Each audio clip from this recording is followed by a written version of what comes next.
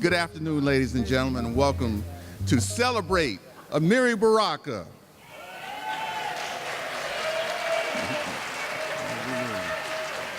Yes, yes. Poet, educator, essayist, journalist, activist, father, husband, and proud son of Newark.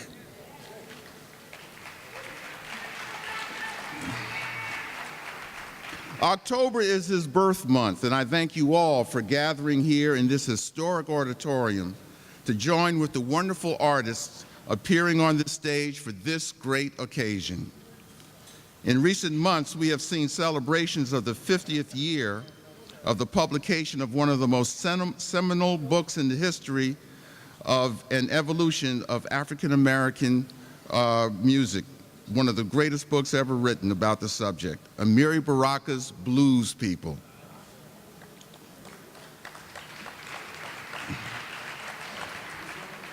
A central area of study in that book is jazz, a music dear to Amiri's heart. Another Newark native, Adegoke Steve Colson, has joined with the fine aggregation of musicians you will soon see on this stage this afternoon to bring you special selections, music that was dear and special to Amiri. But here, allow me to let Ade himself set the stage for you. Ladies and gentlemen, award-winning arranger and composer, Newark's own, Adegoke Steve Colson.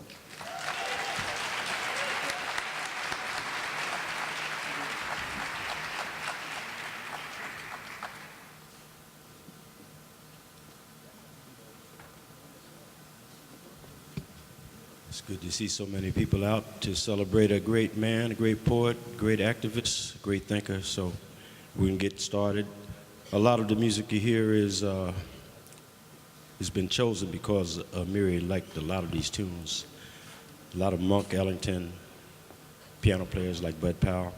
So we're going to start off with a piece by Thelonious Monk. It's called Reflections.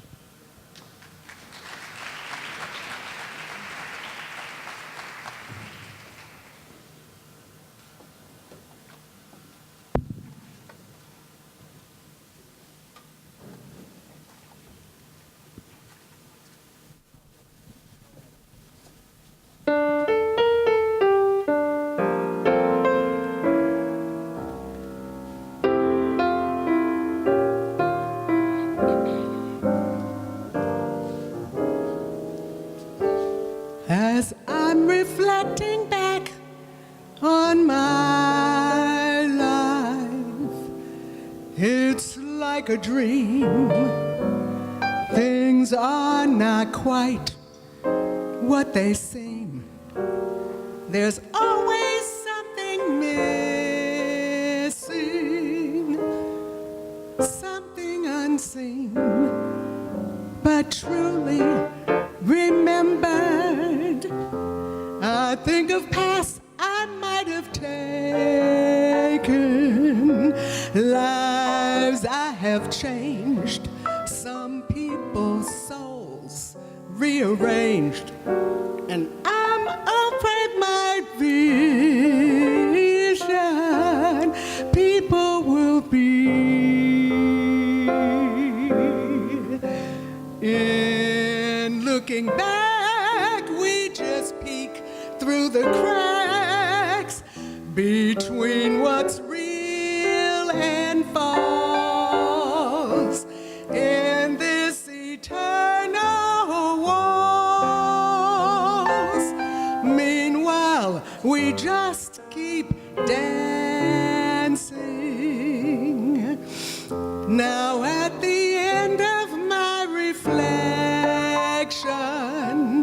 I have to say I would live life the same way. That's the way that life goes. Thank God I'm a person who knows.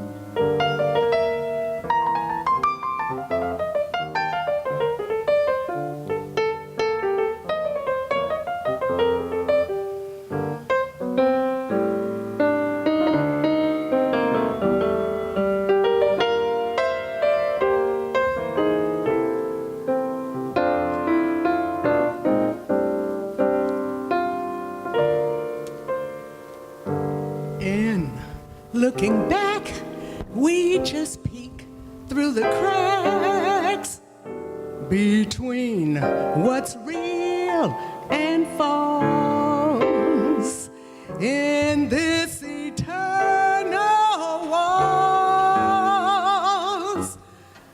Meanwhile, we just keep dancing. Now at the end of my reflection, I have to say I would live life the same way. That's the way that life goes. Thank God I'm a person who knows.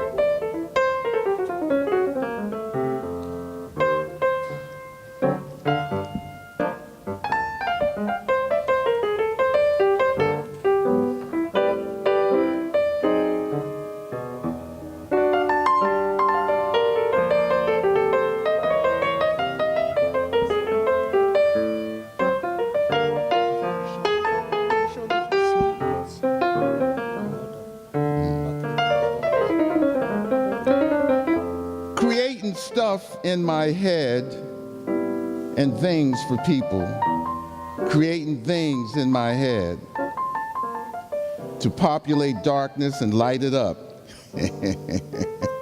Yeah, something like that.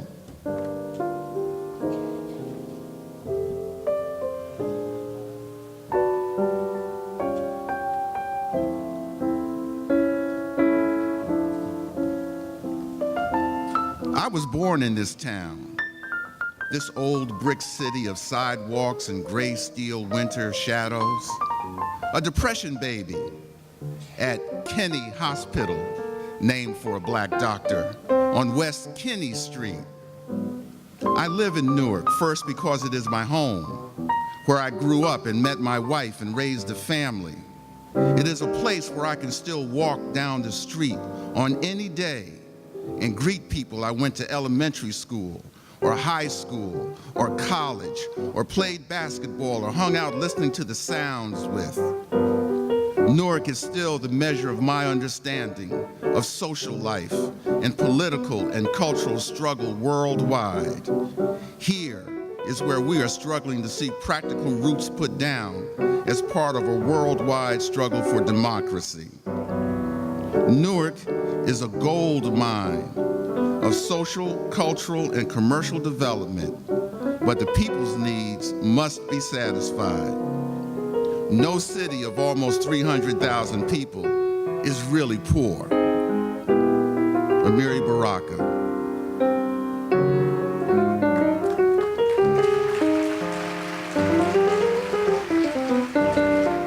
I have been a lot of places in my time and done a lot of things, and there's the sense of the prodigal about my life that begs to be resolved. But one truth anyone ought to get is the sense of movement, the struggle in myself to understand where and who I am, and to move with that understanding. And these moves, most time unconscious, seem to me to have always been toward the thing I had coming into this world with no sweat, my blackness. And having been taught that art was what white men did, I almost became one to have to go at it. Having been the only middle-class chump running with the Hillside Place Bads, I was saved from them by my parents' determination. and the cool scholarship game which turns stone killers pure alabaster by graduation time. Having been born October the 7th, my nature was to listen to everybody, to be sensitive to, and look at everything. But my tendency, body and mind, is to make it, to get there, from anywhere, going wherever, always. Amiri.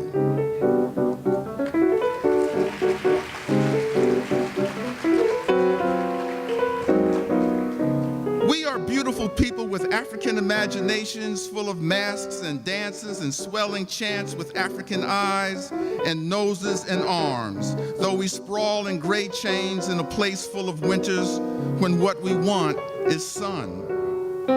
And so struggle, change, struggle, unity, change, move, and more of the movement, the motion. The work reflects my life and ideas of that.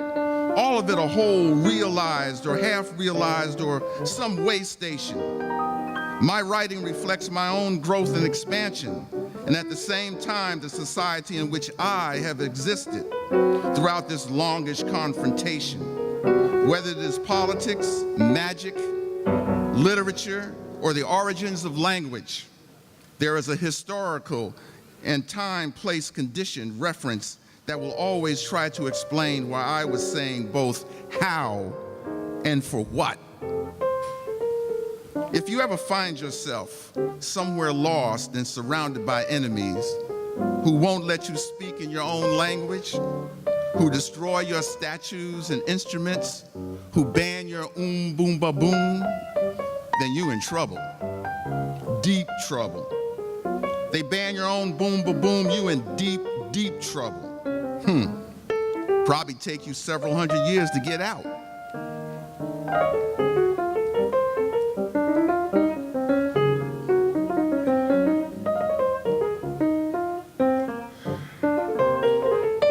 Amiri Baraka was not one to go quietly. On the day of his transition, old man Death was probably wiping some serious sweat from his brow after brother Amiri got through with him. Amiri fought and struggled in his last days because that was who he was in life, fighting, resisting, and refusing the roles, boxes, constraints, lowered expectations, substandard living conditions, unjust laws, oppression and suppression the larger society lays out for the people it hopes to somehow marginalize. He was criticized for mixing art and politics, for somehow subverting his talent, lowering his standards to meet the demands of ideological orthodoxy, and for trolling among the masses and not soaring to the heights of the aesthetes. And yet, in the end, it is his very dedication to creating art that moved emotions, changed minds, elevated spirits, defined the movement, answered questions, and provided direction that is remembered from the most local precincts to the farthest edges of our world, far more than the criticisms that linger now only on the thinnest margins of our memories. The greatest memorial we can erect to Amiri's life is how we choose to live our own. Where do we make our stand? How do we mark our resistance? How do we make the space we live in a better place for ourselves, for those who follow us? How do we choose not to remain silent? What will be the nature of the poems we choose to write with our lives? That is the challenge Amiri has left us, and that is the challenge each of us, in our own way, must rise to meet.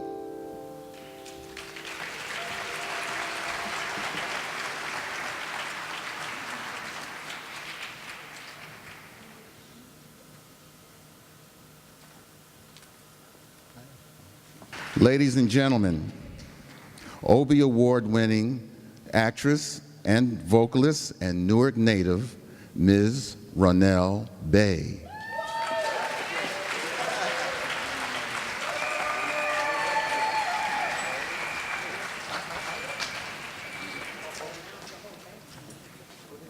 y'all. Peace.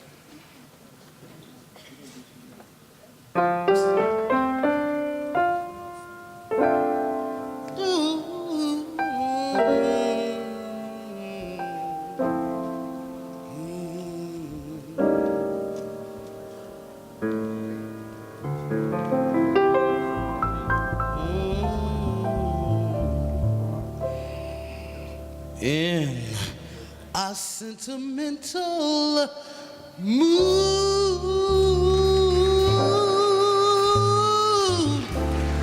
I can see the stars come through my room while your loving attitude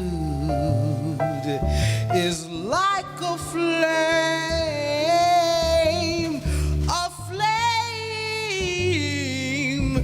that lights the gloom. What's that, Don?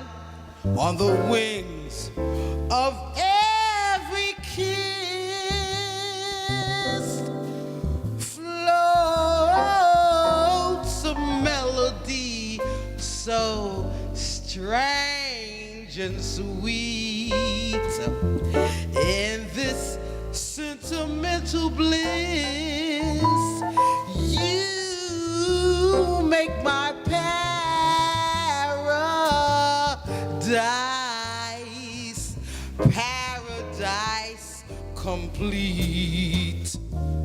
complete. Rose petals seem to fall. It's just like a dream to call you mine, mine. My heart's a lighter thing since you've made this night a thing divine, like this room divine, Sarah. In a sentimental mood, I'm within a world so heavenly. For I never dreamt that you'd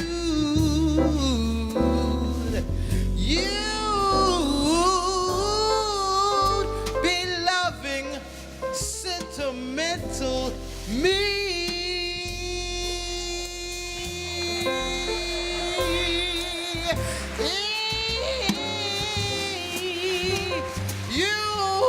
I never dreamt that you'd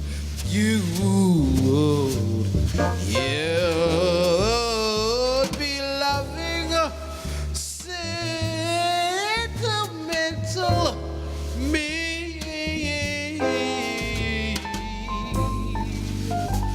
Oh, in a sentimental,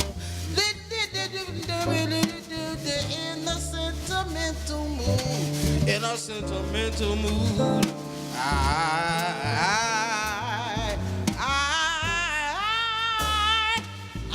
can't see the stars come through my room. Wow.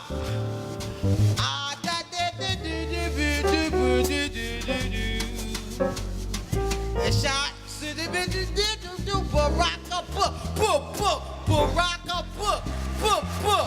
B-A-R-A-K-A. Rose petals seem to fall in the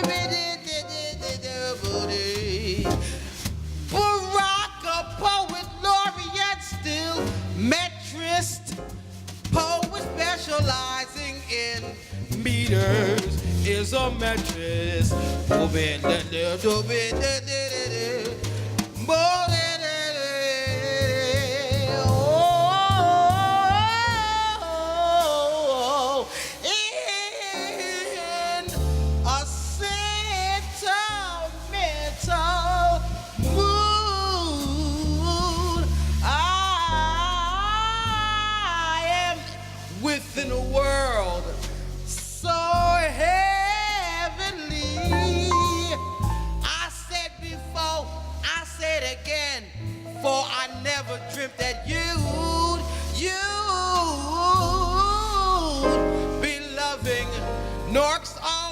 Newark's own Brick City and me. Sentimental. Me.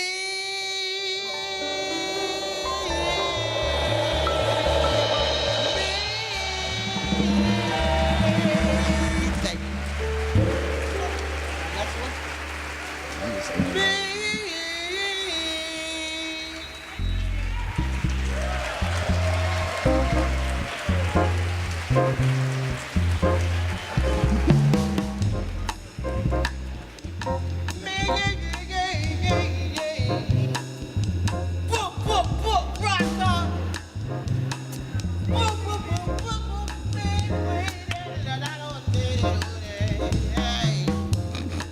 Go ahead. Thank you, Rip. If there was ever a man who was generous, gracious, and good, it was your dad, granddad, husband, the man.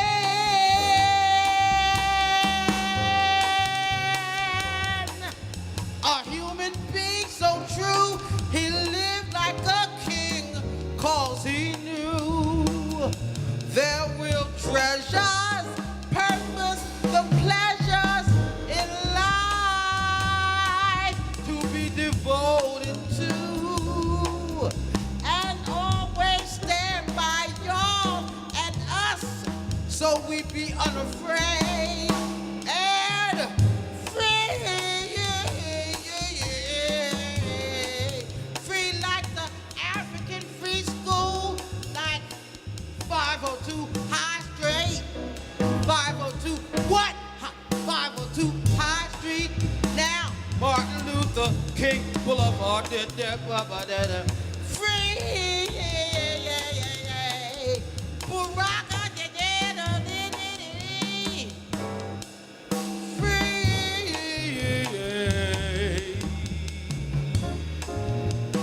I ain't got no fancy bills of goods to sell. Ask me who I'm talking about, I'll tell you. You, who's the one who's got me dizzy and turned around all upside down? Who has got me in a tizzy? You know who? I mean you. Yeah, who inspired this emotion? I'm unsound, going round and round, motivated this devotion. You know who? I mean you. I mean you. You did the dirt, the dirty dirt, Newark dirt. I mean you. One look and God got hurt. Oh, you put a hurting on me, and I'm glad I sure ain't mad. Who's the one I always turn to? You know, Baraka, I mean you.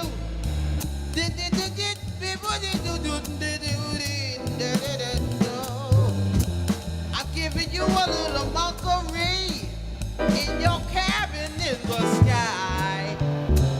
You spirit change man, like so many with you. Y'all must be partying, partying like we doing here. I mean you did the dirt. I mean you. One look and I got hurt. Oh yeah, you put a hurting on me. And I'm glad I sure ain't mad. Who's the one I always turn to? You know who I mean you.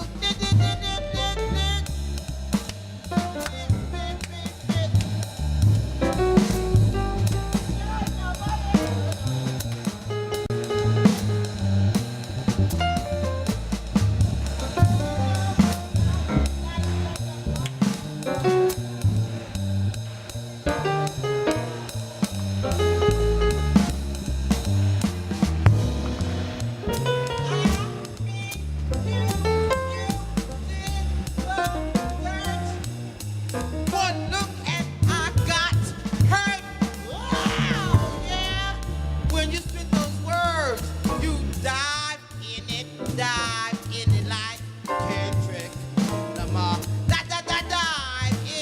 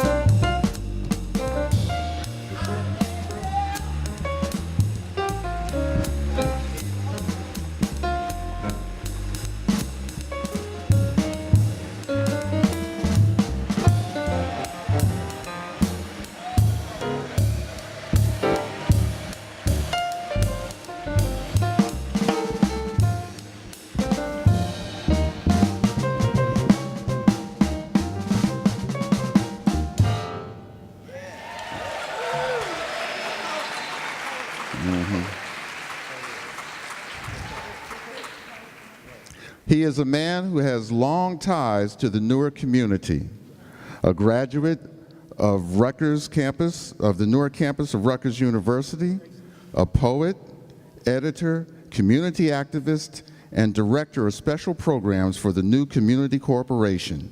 Ladies and gentlemen, please welcome Richard Cammarieri.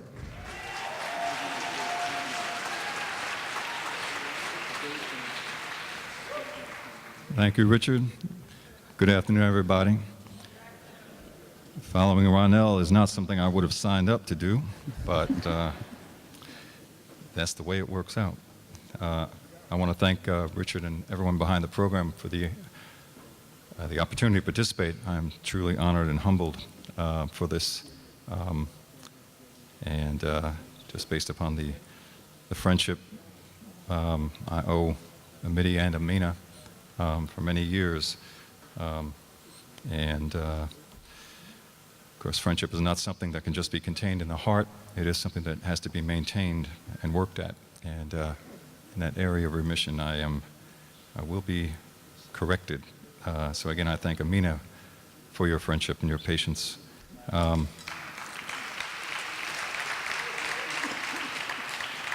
Just by way of personal context, I'm born and raised in Newark. My mother's father got here in 1899. I was not here in 1899, although some people, I think I was. I had the opportunity to meet Amina and Amiri, and I can't separate them, in 1979. Friends of mine who I worked with, Joyce Smith Carter and Cliff Carter, from Quest, yes, that's right. They said, well, Cliff said, you know, you write some poetry, why don't you check out Baraka's writing class? I said, okay. So I went there, it was a Saturday, I recall, and you know, they lived on, Joyce and Cliff lived on South 10th Street, just down the street from Amina and Amiri. And I also have to say the woman who later would allow me to become her husband lived on South 12th Street, also between Clinton and Madison. So this child of the old Third Ward and Central Ward has a lot to owe the mighty South Ward for what it has given him.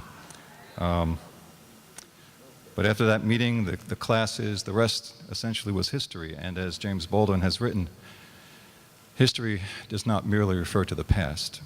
History is present literally in everything that we do. Little did I know that friendship with Amina and Amiri, that house on South 10th Street, would be the beginning of my real development as a conscious individual. The nights at Kamako's with Halim and all the rest would be sort of my grad school, my graduate school for conscious development. Yes. When he wasn't doing a poem, Halim was videotaping. That's all pre-digital. So, again, I owe the Barakas so much. Some of the most important events of my adult life occurred with them. My marriage, which they hosted at their house, which I'm eternally grateful for. Among other things, our trip to Paris with Richard and Steve and Iqua, doing Dr. King and the Mountain, where I had I had the opportunity to be in the chorus speaking the words of all the evil MFs during the Civil Rights Movement. I got to be Bull Connor and George Wallace and the cop who arrested Rosa Parks. It was, thank you, Amiri. I'm going to do 2 poems. One poem which I wrote myself. Back in 2000, I was asked by Frederica Bey and the Women in Support of the Million Man March to write a poem honoring Amina and Amiri at their pre-Kwanzaa ceremony. Now, for you poets out there, even non-poets, writing an occasional poem, as it's called, is difficult enough, writing one for two excellent poets. And I will say, Amina's poetry needs to be much more recognized than it is.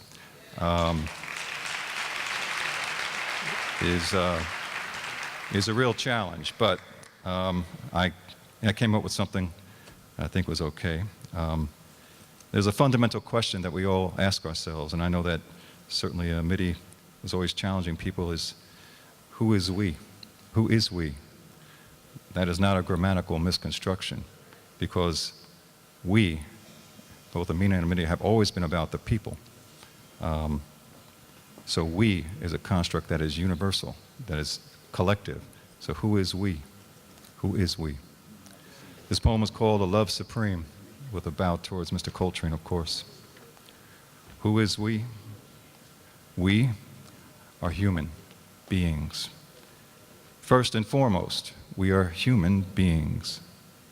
We believe in life, loving that which is alive, not dead, loving the terrible wholeness, loving metaphors that love us in return, loving ourselves, not hating ourselves, not becoming so sick from oppression that we want to become our enemies rather than fight them.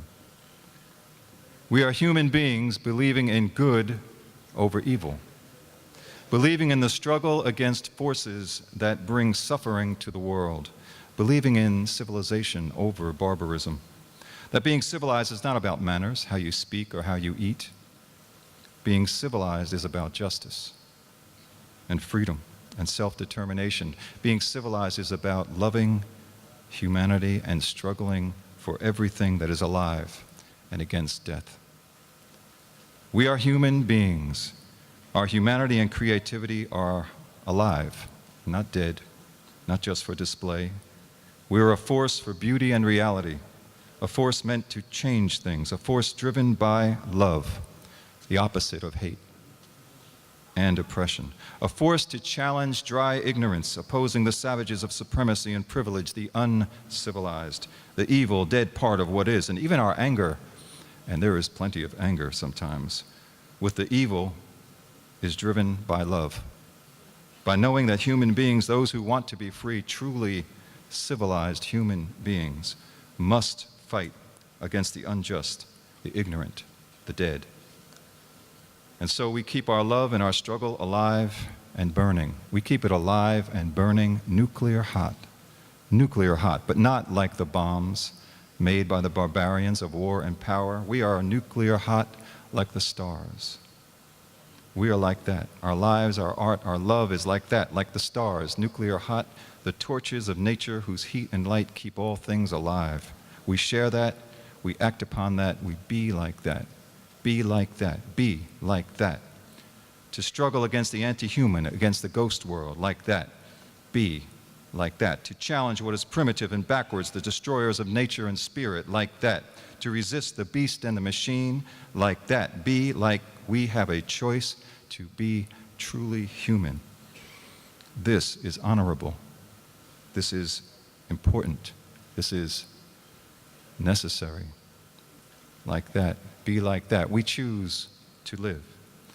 We choose to live. We choose to challenge submission. We choose to live like that. Be like that. Be like that forever. And like Amiri said once, we wail on. Wail on. Wailers wail on. We be wailers. Wail on until we are finally home. A place where humanity and justice and a love supreme abide. Thank you.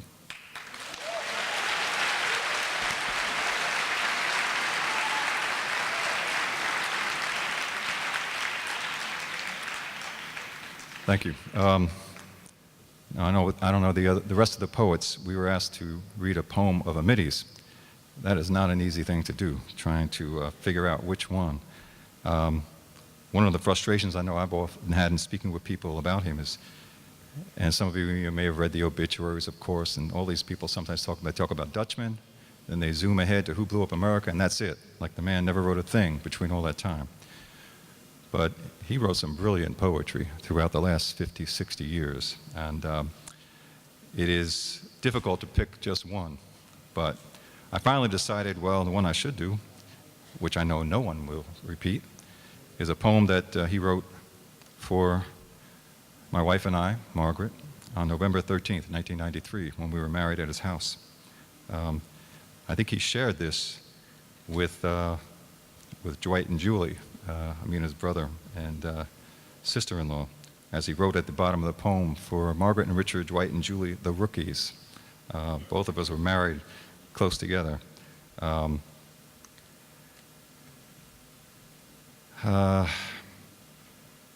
so, to love in the hate world, to love in the hate world, to feel in the dead paper half-frozen ice rule, to become in the ghost joint, to live and give birth in death's headquarters, dis, the capital of hell.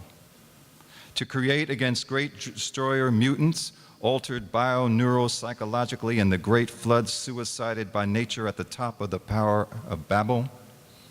To be human and insist on true self-consciousness, to claim humanity enslaved by the animalism of these retrogrades. Love is the song of life's meaning. Spirit come, the jazz of eternity. To want to be together, to claim space in the world, to love, to claim the tradition of historic human civilization and create family as proof the future belongs to those who righteously struggle for the righteous triumph of science and justice and the creation of a truly human world where all are part of one holy family, going to work for ecstasy. Thank you, Amiri, for the thoughts you provoked.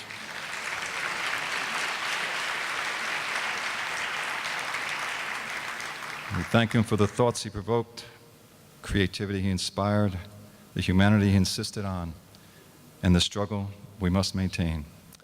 Thank you, everyone. Wonderful, Richard. She is a daughter of Newark and considered Amiri to have been a mentor, an inspiration, and a guiding light. And in between her soul and her skin, she bears an art form that is very much alive. Ladies and gentlemen, please welcome Ms. Breya Knight, also known as Blkbrry Molassez, accompanied by Mia X.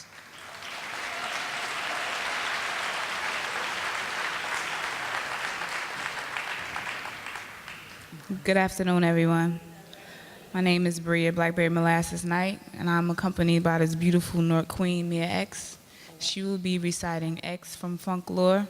I will be reading my original work, The American Dream, and she will be ending with Exist. X. Everything we don't understand is explained in art. The sun beats inside us, the spirit courses in and out of us, a circling transbluency pumping Detroit red inside deep through us like a sea, and who calls us bitter has bitten us, and from that womb pours Malcolm little by little by little. It's a war outside. It's a jungle. It's cold outside. It's a struggle. Voices in the wind outside will bust your bubble. It's a war. Good morning, Leroy Jones. I haven't forgotten you. I never knew the pain I shed for you would turn me into this fearless warrior. I am a Newark riot. It created a monster in me, and I've been trying to get these Negroes to see why I believe that there is so much more for us and that we are destined to be greater. I pray I live to be your age, that divine number 79. Damn near 80 years of words, culture, and fighting like a bull. You are built inside of me. developing a black excellence, forming you to be my personal life-size history lesson. When I was in school learning about Maya Angelou and Langston Hughes, my grandmother Helen Aldridge was teaching me about you. Such a mighty Norker, my morning coffee haven't been the same since your flesh returned to this earth. The best part of waking up is the Amiri Baraka poetry book and a little bit of focus in your cup. I see that black coffee and I think of your black art and how you, that black boy, gave your all and shared that black heart, turning my main artery into something more than just roses are red and violets are blue. Every time a poem falls from my tongue, I am representing you and thanking you. My social media probably gets upset with me. I'm dancing circles around their brains and they are chained and buffed with shiny new sterling heavy metal handcuffs, but I will never shut up. Ashes to ashes and dust to dust, they want me to hush up. The growth for our city is so serious. The love I have for our mayor is so serious. My heritage is magnificent. I will never get enough. This is no lifestyle of roses are red and violets are blue. Why haven't you breaking down barriers when you're supposed to? America ain't so beautiful without black, brown, and beige mixed in that red, white, and blue. Souls have been fed, but these cold hearts never grew. The territory to reach for glory got us spending more and spreading more red roses over caskets. And you know, little Miss Violet is afraid to speak up about why for decades our people have been blue. Aren't you taught what you're supposed to? You taught me, Mr. Amiri, he taught me why I must continue this fight because my people are dead and our communities are misled. Oh yes, Leroy Jones, I haven't forgotten you. I walk these streets of Newark and I still feel you, gazing into blue mirrors and my blues people and seeing a reflection of you, gone with the wind.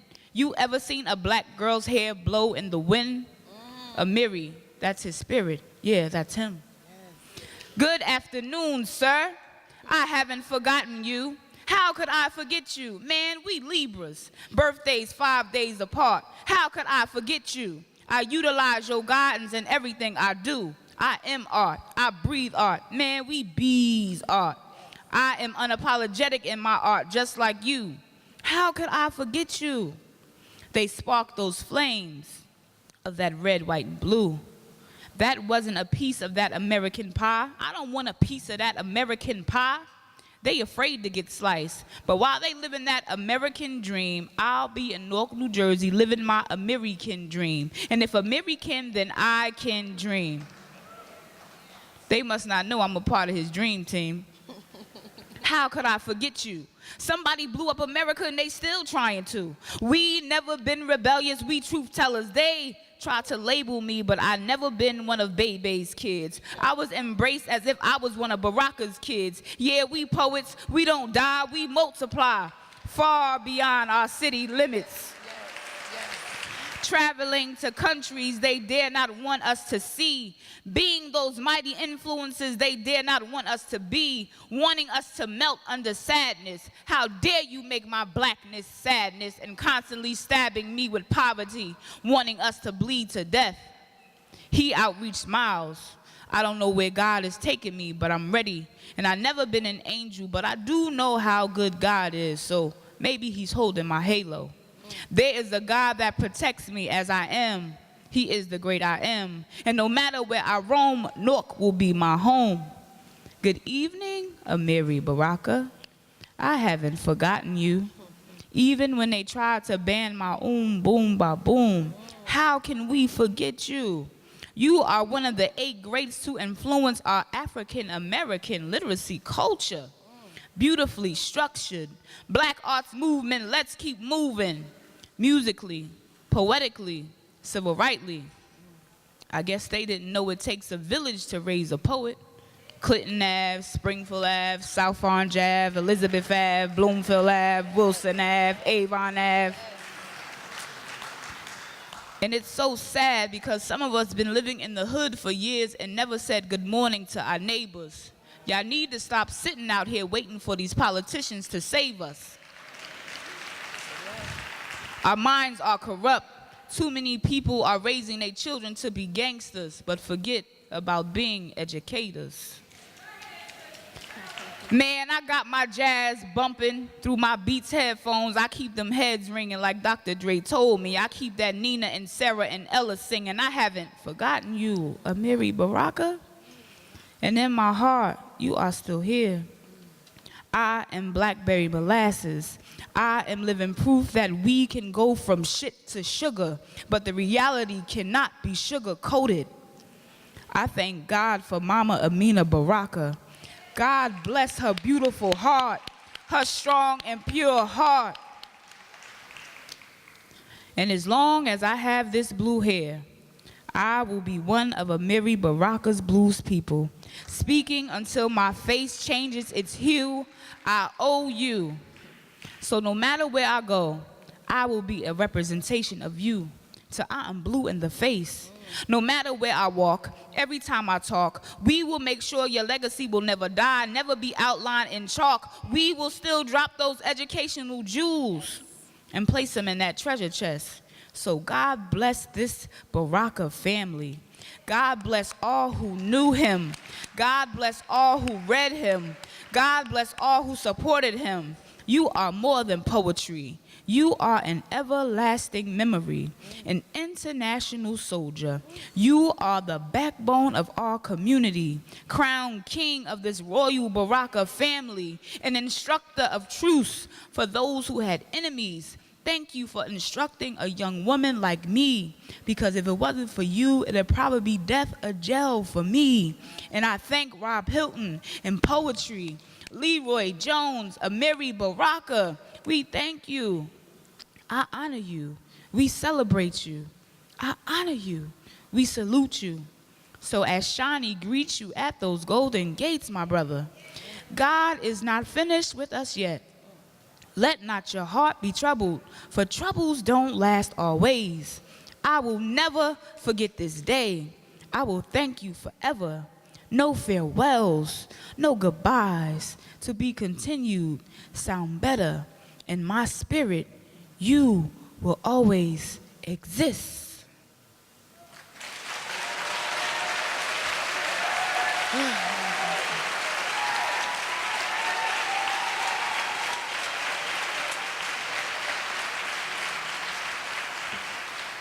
Exist.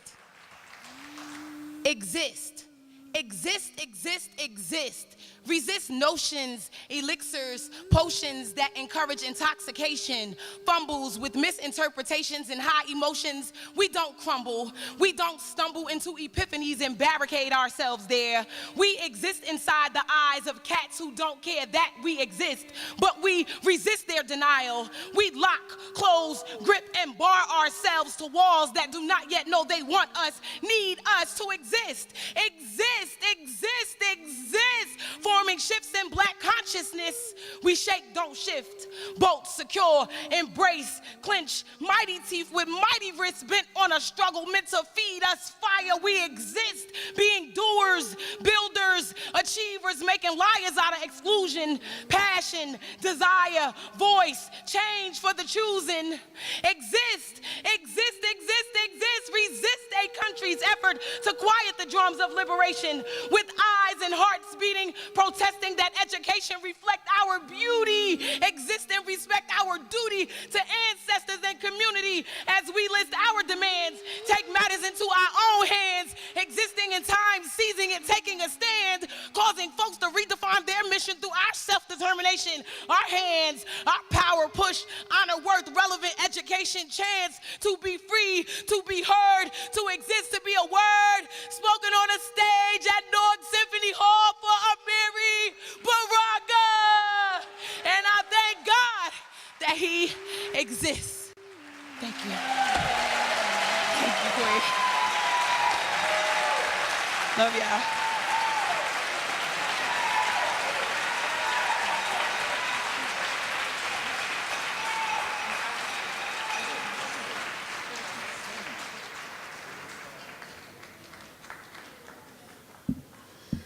Ladies and gentlemen, a musical selection, Equinox.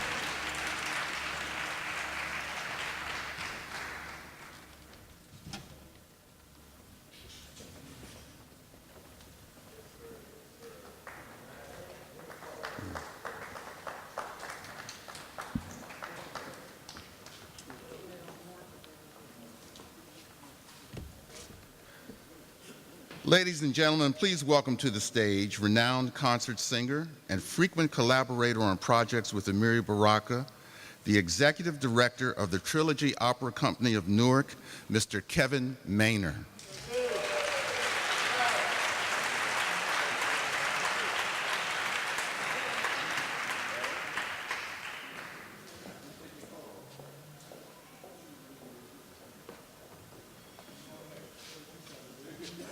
No, I'm not Kevin. He's right here. He'll be right out in a second. We just have some adjustments that we have to make, but we're moving along. Thank you.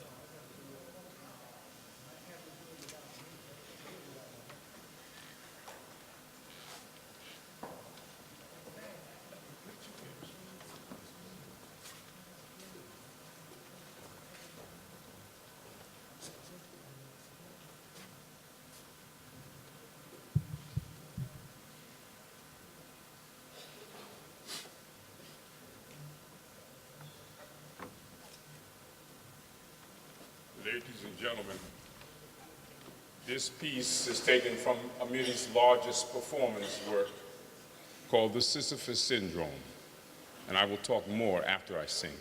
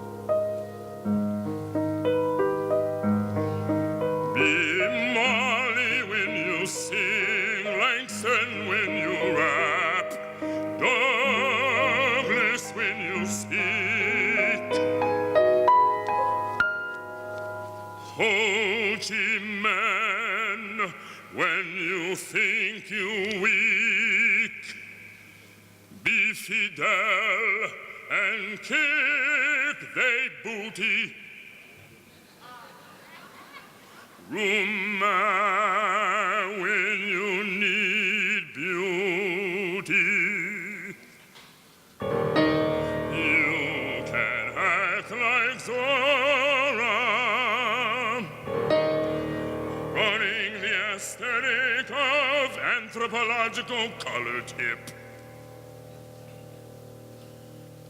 You changed to Margaret Walker.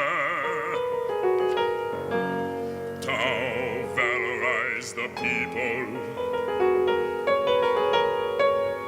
Jimmy Baldwin to hide the simple evil. You can be sincere and talk about the entire island of the soul.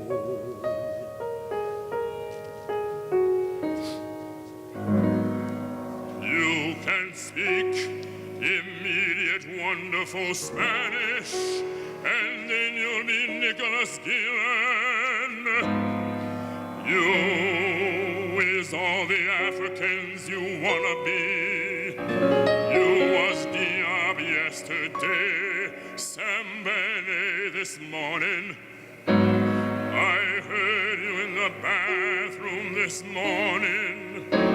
You was Marvin Gaye.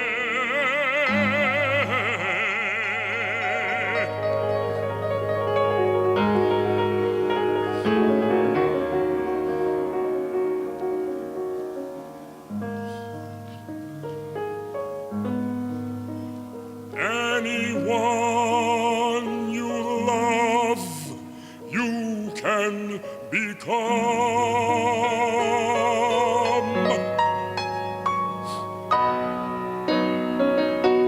Anyone you love, you can become.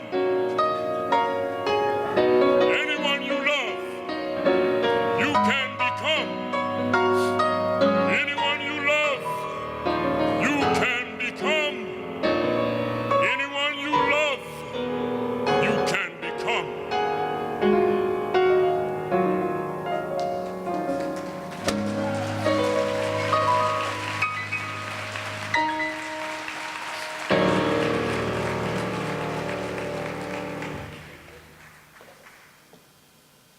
Ladies and gentlemen, I want to sing one more thing for you. I want to sing the song that I sang for Amiri when he was in the hospital. It's important to me. Amiri was my friend, and we talked about simple things. I've said it many times. Most of the time we talked about family. The family was urgent to Amiri, and I know that.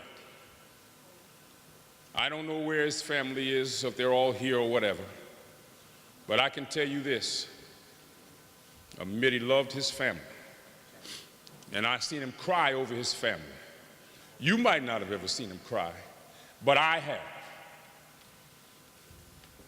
And I can go on and on about Amiri, because we talk late at night. Because you know, if you give me your telephone number, I'll call you 2 o'clock in the morning. I'm known for it. But Amiri and I were talking in the car on the way to Manhattan to whoever's house. We talk coming from the bar. We talk on the train going to Boston. We talk after people got killed, churches got bombed.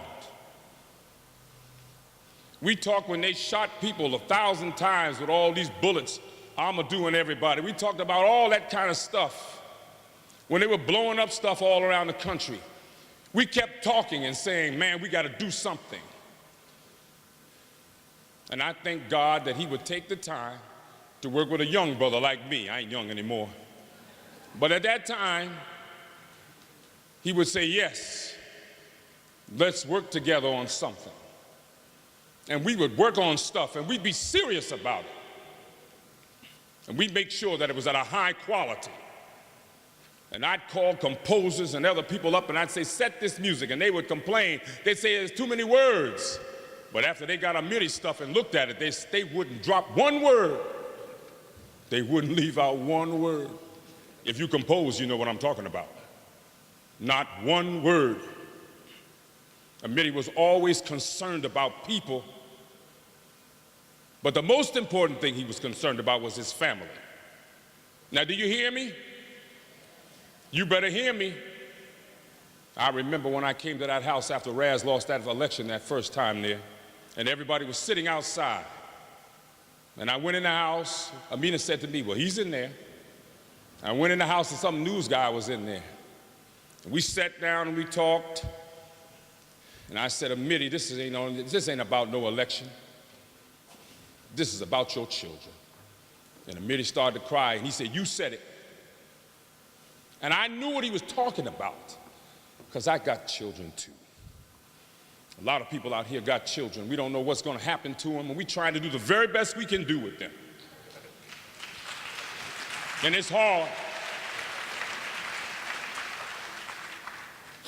And it's hard. But I'm going to say it again to the family of Amiri, my friend. Your father loved you deeply. He cared about you. He talked about you. individually. He talked about you. Now, that's all I'm going to say about that.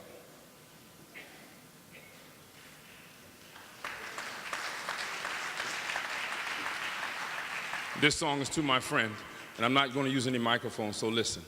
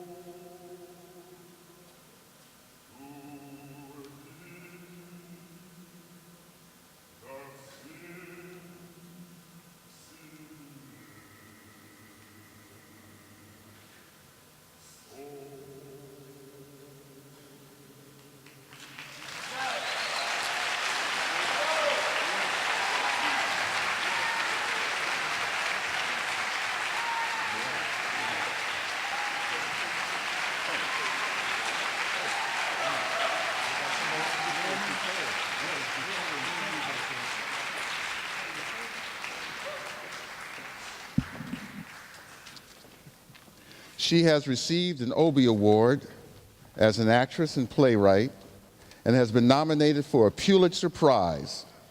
She has also received the prestigious Global Tolerance Award from the United Nations. She is fast emerging as one of the new generation of Black playwriting voices in the American theater. Ladies and gentlemen, please welcome Ms. Nicole Salter.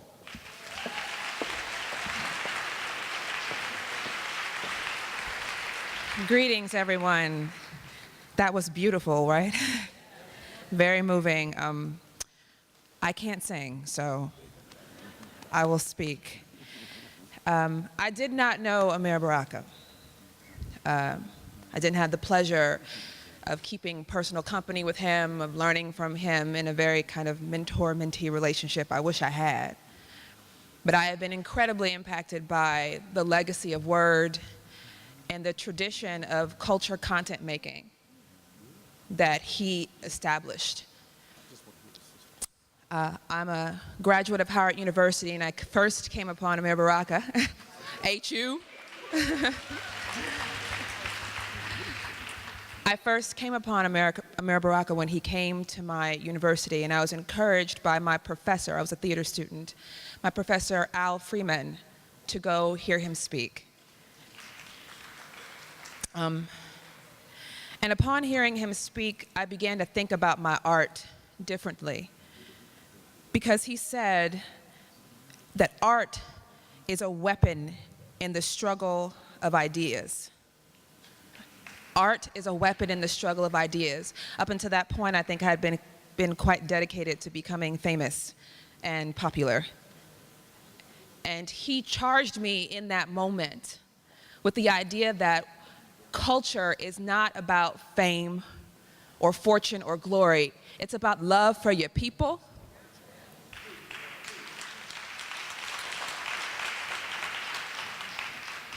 And it's about honoring where we come from and helping to shape and giving us perspective on where we're going. So in that way, Amiri Baraka has greatly left an impression on me and set forth a mission upon which my artistic life is guided. So instead of reading a poem today of his, I wanted to honor the dramatist that is Amiri Baraka by reading a letter that he wrote a reviewer who reviewed his work, Dutchman, in 1964. Isn't that bad? I'm gonna start writing my reviewers letters. He says, "Dear Mr. Roth, sir, it is not my fault that you are so feeble-minded that you refuse to see any Negro as a man, but rather as the narrow product of your own sterile response. You cannot categorize men. If my character is, as you say, not Negro enough, then that would mean you have a definition of what Negroes are.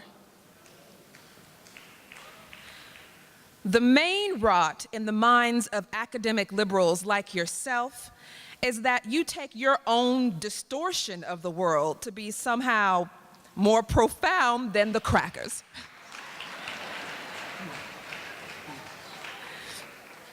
There is little difference, except you guys have hipper cover stories. One of the gaudiest aspects of the American establishment as a nation, social order, philosophy, etc., all the possible variations of its strongest moral and social emanations, its emotional core, is its need to abstract human beings. It is a process that leads to dropping bombs. Mr. Roth, you are no brighter than the rest of America. Slicker, perhaps. The words of Amiri Baraka.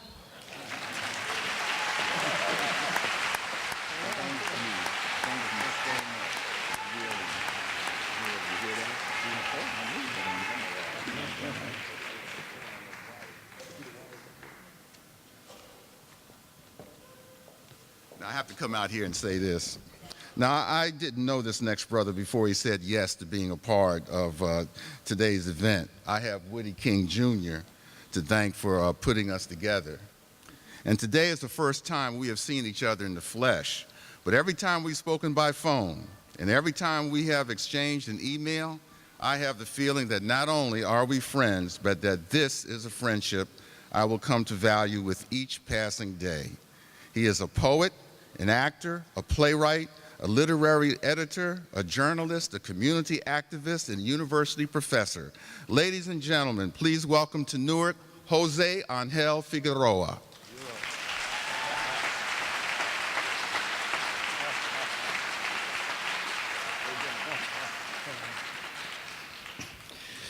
I got invited, they say you got to bring your Panama hat.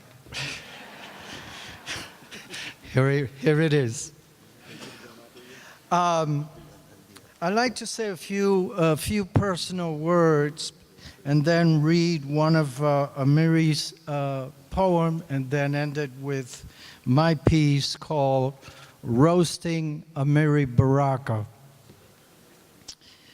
When Amiri turned 72, he called me and said that they were going to have a birthday celebration if I would join in this roasting. I took it serious.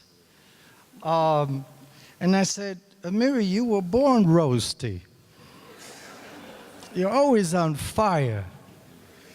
He said, but don't say it too loud because you know what America wants to do with me. I said, yeah, I know what America wants to do with you, wants to do with us. In 1965, when I first went to NYU and went to my dormitory for the first time, I entered the hallway before I got into the living room. And as I entered the living room to meet two of my roommates for the first time, as soon as I got to the living room, I looked to my left, and there, on top of the furniture, the sofa, was a big Confederate flag. That was my first day at NYU. So I looked at it, and I said, coño carajo. If you want a translation, ask me later. I looked at that flag, and you can imagine the fire that entered my body and the rage. So I asked for the individual who put it up, and he came forth, and I just approached him and said, you're going to have to take that flag down. He said to me, freedom of speech. And I said, no, that's freedom of terror. That's not freedom of speech. So he wouldn't take it down. I didn't want to start my first day kicking ass.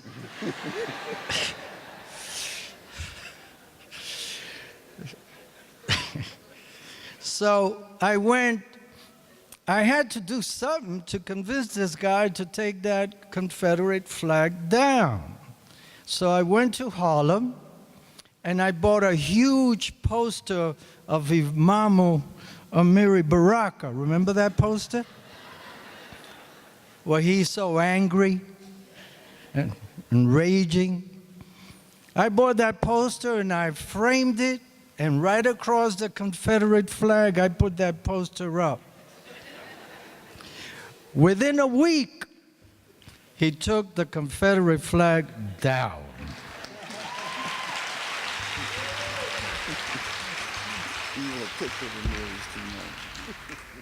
We made peace after that.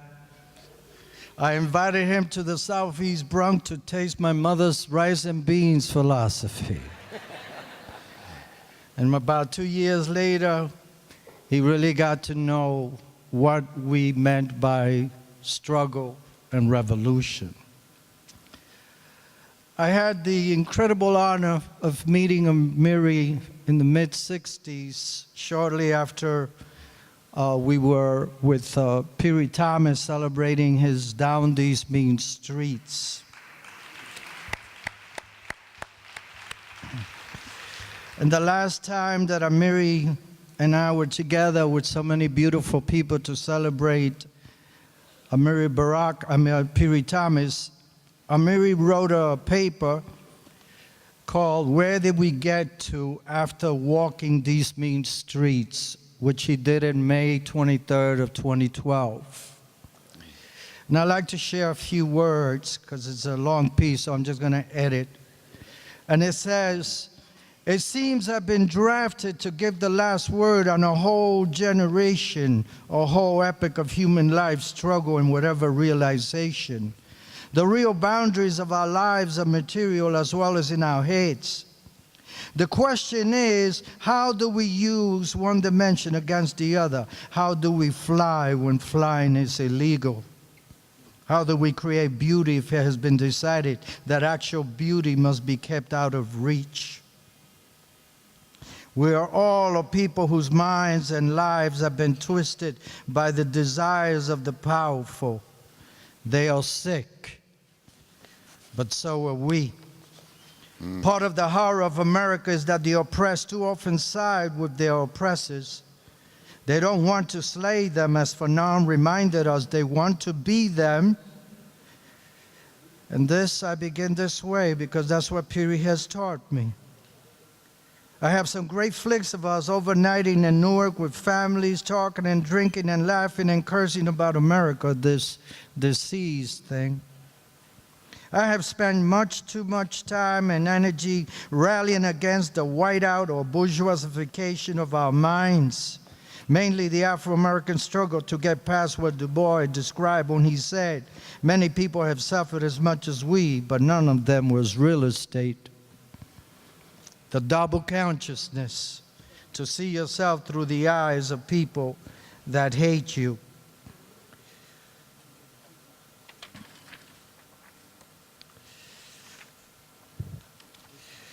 So he said that before you can struggle against your enemies, you must be able to distinguish yourself from them, to develop, to quote Du Bois again, to develop a true self-consciousness, to know who it is you are, and at the same time, to know your enemy with as much precision, the time and place and condition as it is possible.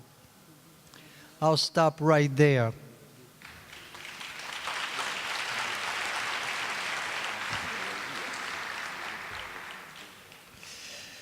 Amiri took me in the very first day we met, and we've lost an incredible voice, a brother, humanitarian, a true revolutionary in spirit and word and action.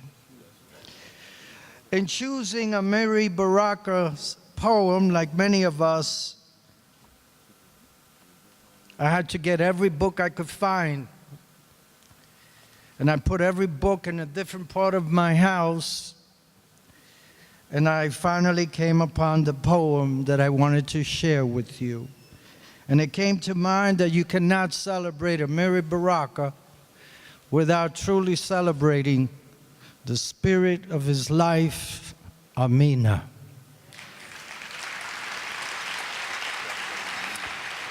You cannot separate the two.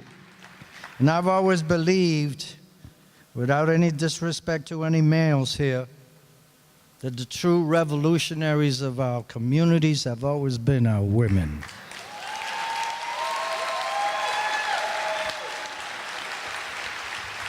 And I say that with the deepest respect to everyone.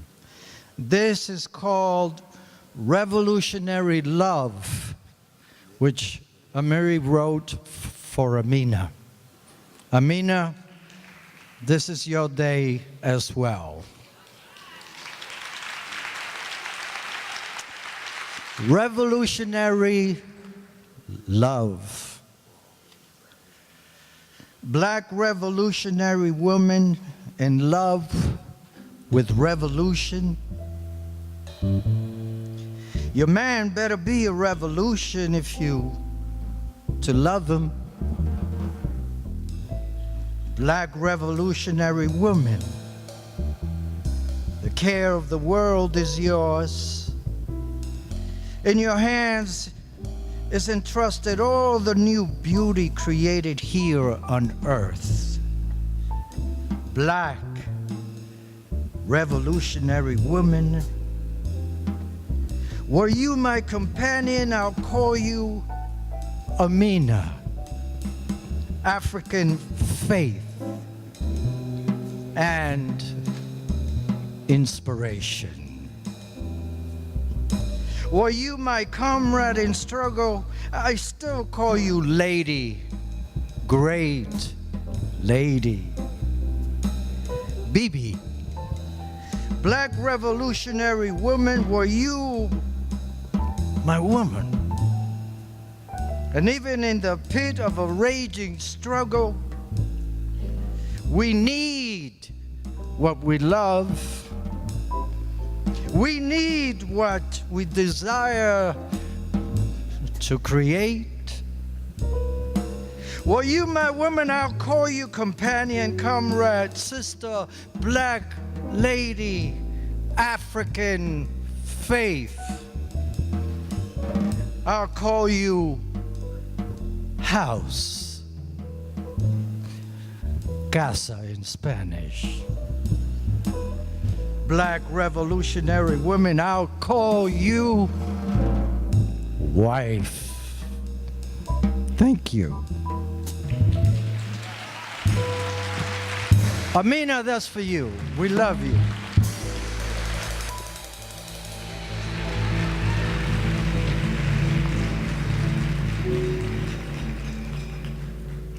This is called Roasting Amiri Baraka.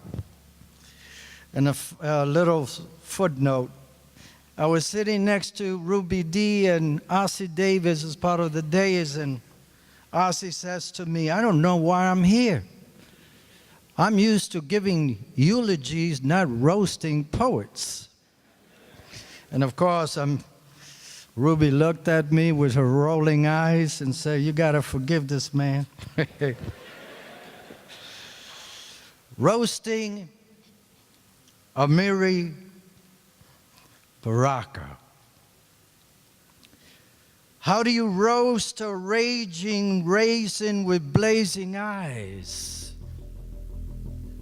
Burning the blank page until you redefine the integrity of black fire. How do you roast an avenging prophet who could only trust a kiss of sacred leaves from an ancient tree to restore oceans of ancestral bones erased from our own history? How do you roast a rapid-fire sage with an Ebonics plus ballistics attitude glued to his bloodstream like a clenched fist, while every shadow sings the blues when the sun rises? While America is all cheese in the vile global village of virtual TV, waging warfare for profit when bread and butter justice turned into purified dissolution. How do you roast a Spitfire warrior who knew America was truly the Lone Ranger?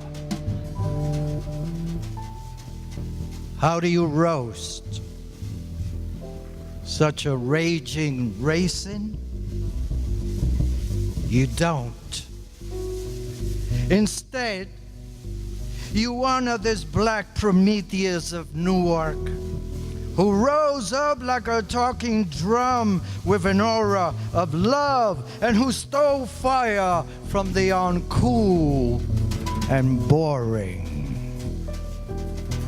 to come back and whiplash the apocalyptic American terror of greed, hunger, racial fear, hatred, sexism, and white supremacy, raining colonial clouds of degradation upon a race under siege when there's no rhythm in the sky. How do you roast such a raging raisin? You honor this black Prometheus of Newark, who enshrined the blues of wild, forbidden sidewalks, and who shed light on the obscurity of this madness. You honor this black Prometheus of Newark. You redefine the integrity of black fire. Thank you. Amiri We love you, and you'll always be with us. God bless. Muchas gracias.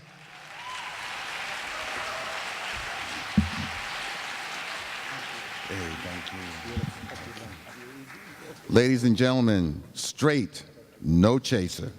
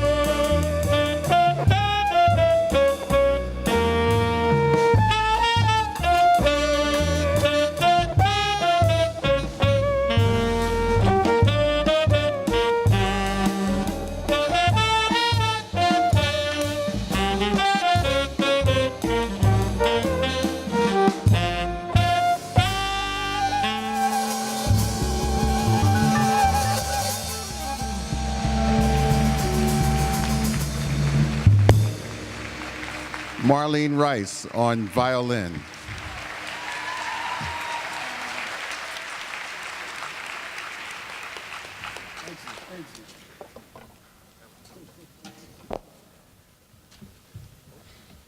He is an educator in our public schools, a pillar in our community. He cares and he leads. Ladies and gentlemen, please welcome Juba, Big Juba Dowdell.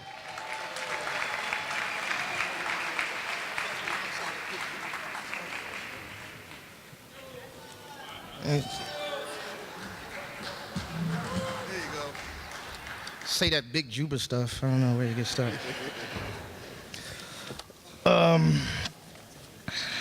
Good afternoon. Such an honor to be here to commemorate Imamu Amiri Baraka. I grew up in that house. Amiri Baraka and Amina Baraka, Imamu and Amina raised me. They raised me and my sister. I grew up alongside Amiri and Ahi and Shani and Raz and Obalachi and all of us. So I knew Imamu in a personal way, a different kind of way, but he's Imamu nonetheless. You talk about him, he was very intelligent and all that stuff, but the first thing that comes to mind is how funny he was. Imamu, if you knew him, he was very, very, very, very, very, very funny. He always liked to laugh and make you laugh and things like that. And I just miss him very, very, very, very much. So I'm not going to go on and on and on because I think most of you know him here. Yes? So maybe you know this poem. They said I could read one of Imamu poems and one of my poems. If you know this poem, clap. Wailers are we. We are wailers. We are wailers. Don't get scared. Nothing happening but out, way out. Nothing happening but the positive unless you the negative. Wailers. We wailers. Yeah, wailers. We wail. We could dig Melville on his ship confronting the huge white mad beast speeding death across the sea to we, but we wailers. We catch whales. We could get on top of a whale and wail. Whalers. Undersea defense hot folk. Blue babies humming when we arrive. Boogie ladies strumming our black violent souls. Rag daddies come from the land of never say die. Reggae workers bringing the funk to the people of I. We wailers, all right. Wail to you, Bob, man. We ask your question all our lives. Could you be loved? I and I understand. We see the world. Eyes and eyes say yes to transformation. Wailers, we wailers. Subterranean night magic, working colors inside the soul of the world. Wailers, eyes seeing the world's being. Hey Bob, wail on. Rock on Jock, come to us in real vision and action. Hey Larry, wail on. With Lester and the pork pie, wailing us from energy for truth. We wailers is all. And on a past that to say, wailing for all we worth. Rhythm folks obsessed with stroking what is our second purchase. Call Heath Thelonious in my crowded whale vessel. I hold the keys to the funk kingdom. Lie on me if you want to. Tell folks it's yours. But for real wailing, not the telltaling. The sensitive know who the wailers be. We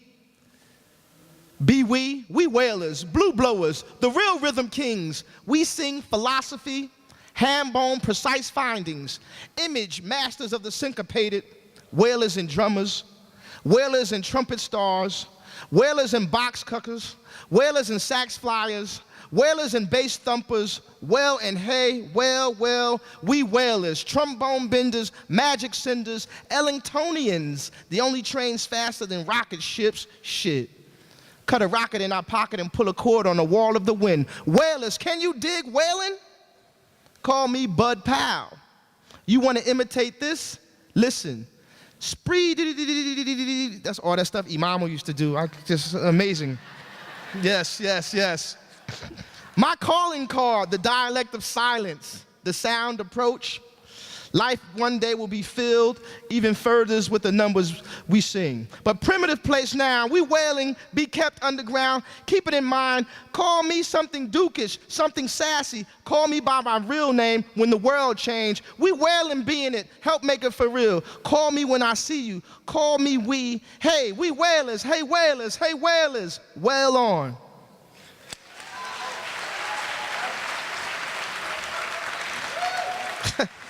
When we were little and we used to go all over the place, and Imamu would go into that jazz riff, that thing, and me and Mitty would look at each other and we would just laugh and bug out and go crazy. And we said, oh, your father's crazy, oh, your mom was so funny. And well, it was, we were young, and but he was literally establishing the black poetic aesthetic in slow motion, right in front of our eyes. It was amazing. I was talking to Richard earlier, and we studying Imamu, preparing for all this stuff this month, and it's personal because it takes us back, and into all of these different parts of our own lives. And I learned many things from Imamu that affect me today. One thing, he was a serious socialist, and to me that was great because he looked past race, he looked past gender, and he went straight to class. And he would tell me, skin is thin, but class will kick your ass. And I never forget that. So yeah, remember that, because that's just a great, something great to just live by. Skin is thin, but class will kick your ass. Imamu was he was an artist, and poetry was his response to everything. If something beautiful happened, he'd write a poem. If something tragic happened, he'd write a poem. And he said, you need to be cultural revolutionary. Use poetry to make the world better. Use poetry as your tool for revolution. And it's true. So this is a poem of mine called Better. And I hope it's about poetry making things better. That's better, better to the letter, satisfying down to the word. We only win when our spirits get heard, preaching about gutter life, living in the curb, or riding highway freed in a J, gliding past the sunrise, reflecting in a baby's eyes, living for today. Take this trailer park, take this railroad shack, take this tenement, take this Section 8 crap. Display your heartache, spill your love confessions, bare your soul in funky poetic transmissions. Write it every day, make it a literal obsession. Give me a main vein double dose of nitty gritty, a sweet sin of sin without feeling guilty. Don't want to apologize, don't want to lie. Don't want to be spied by no government eyes. Write poems that rescue me, exercise my tragedy. Might be alone, but ain't gotta be lonely. Hot damn, catch the Holy Ghost. Write your poems for the soul suffering the most. Cut it with a laser razor, put it down in stone. Burn the flesh raw to the bone. Living your life on the line, your neck on the block. Career in the streets and your marriage on the rocks. Push that pen, push that anger, push that verse. Drag that cross, deal that guilt till it hurts. Everybody wants the job, but nobody wants to work. Can't have the gift without bearing the curse. My drummer funky tight in the pocket. Bass, trap, snare, he double beat drops it. These haters never get it. They slam my hood, but we don't sweat it. We resist by being culturally kinetic. Got the means to make it, but not showcase it. And we seldom get the credit. Even when we do, we seldom get the credit. These words are real. Cats got wetted. Garcia, Lorca, Jose Marti, Pablo Neruda, I give you the credit. To Langston, Imamu, Sonia, Halim, Yiktov, I'm indebted. Walt Whitman, Wallace Stevens, Charles Bukowski, I'll never forget it. To dig in this soil and swim in this sea, groove humbly at the highest degree of B, close the walls on a particle and watch it vibrate endlessly. Now what that mean to an American kid from the ghetto like me, or better yet some Jesus freak for the middle of the country? Everybody think they alive while a gold dust 21st century hustler machine. Don't let them do it, the Greek chorus screamed. But who was them was not clearly seen through the haze of the glitter and the gleam. Behind the flag, Uncle Sam and Jacob the jeweler eating buffalo wings. God came to me looking like a bum, told me to atone for all the shit I had done. But he was begging for squares and wanted to squeegee my window too. I rejected him like we always do. He clutched my heart, made me take this poetry cross. Ever since then, I've been writing poems trying not to get lost. Amiri Baraka, may his spirit live forever in our city, and we love you. Thank you.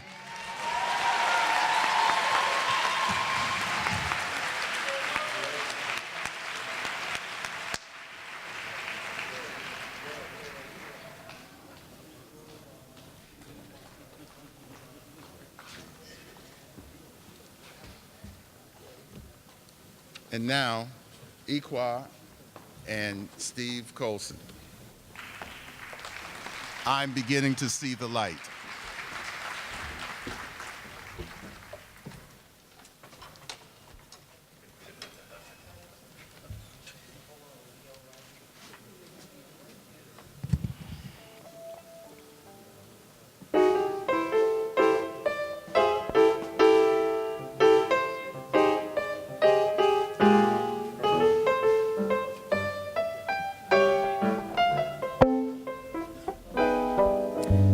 I never cared much for moonlit skies. I never winked back at fireflies. But now that the stars are in your eyes, I'm beginning to see the light. I never went in for afterglow or candlelight on the mistletoe. But now that the lights are turned down low, I'm beginning to see the light. Used to ramble through the park, shadow boxing in the dark. Then you came and caused a spark. That's a 411 fire now. I never made love by lantern shine. I never saw rainbows in my wine.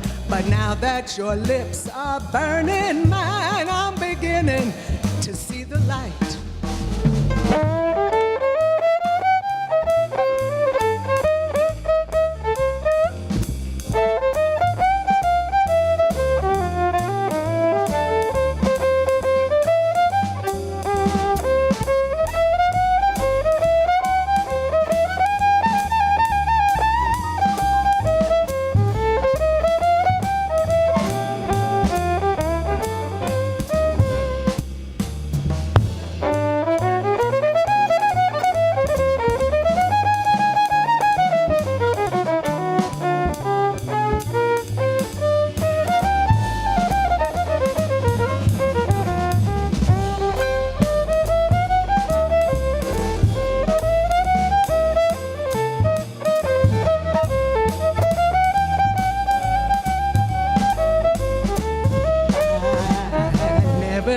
Much for moonlit skies. I never winked back at fireflies. But now that the stars are in your eyes, I'm beginning to see the light.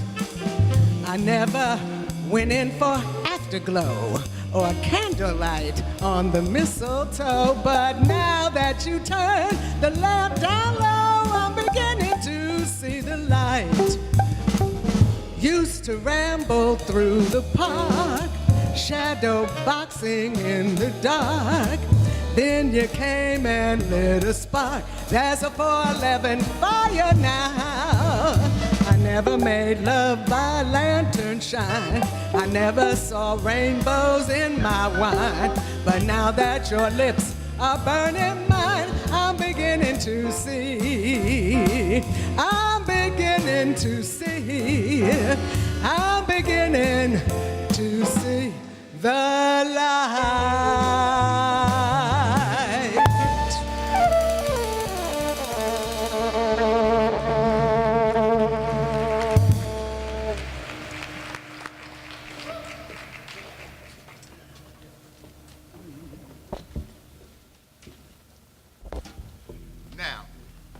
I have known this next brother since we both were skinny and had afros out to here. Two-time Emmy Award-winning news reporter and anchor, poet, writer, activist, lecturer, founding member of the revolutionary action group, the Young Lords, as well as one of the original members of the Last Poets, who were to revolutionary poetry what the Temptations were to R&B and new possibilities. Ladies and gentlemen, please, please welcome Felipe Luciano.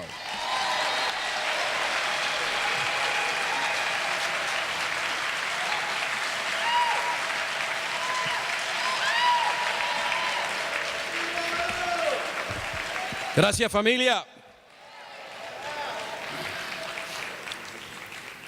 A few small, hopefully pensive comments about my brother. Something I'd like to remind us of. Black art is black power. Black power is black art. And so as we move into this millennium and we forget that everything we do has to have a political purpose, we are doing a great disservice to ourselves. This fourth black mayor of Newark, the most progressive Ras Baraka, did not come about because we were not political. It didn't come about because we said, well, we don't have to vote. It came about because of struggle. It came about because we sacrificed. It came about because we believed in the hope of blackness. I would like to be an artist and just lay. You know what I mean?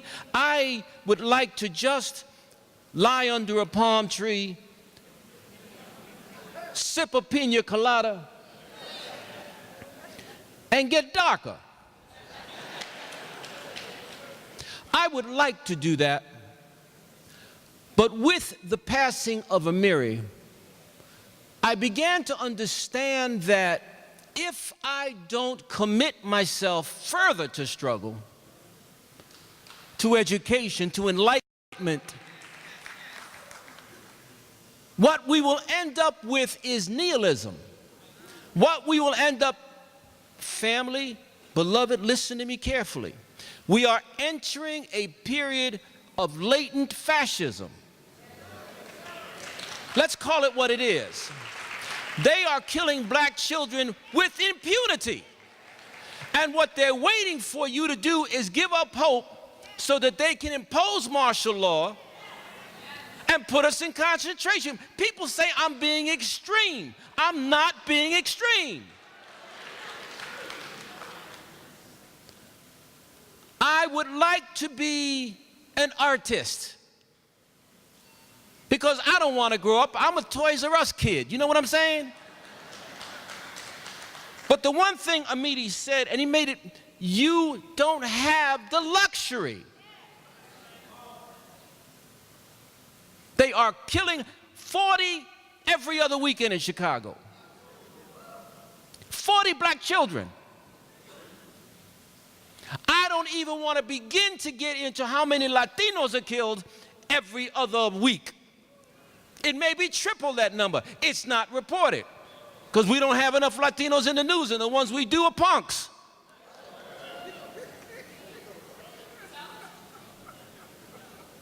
So that's why I'm here. I'm here because I saw the Alpha and the Omega. I was listening to the sister sing, and I started to cry because for a minute, I could feel Newark. I could feel it. I fell in love with this town. I fell in love with the intellect. I fell in love with the beauty. I fell in love. And this is before all this gentrification came down. South Ward was South Ward. Central was Central. And North was North, and you couldn't get through there. Puerto Ricans changed that shit up.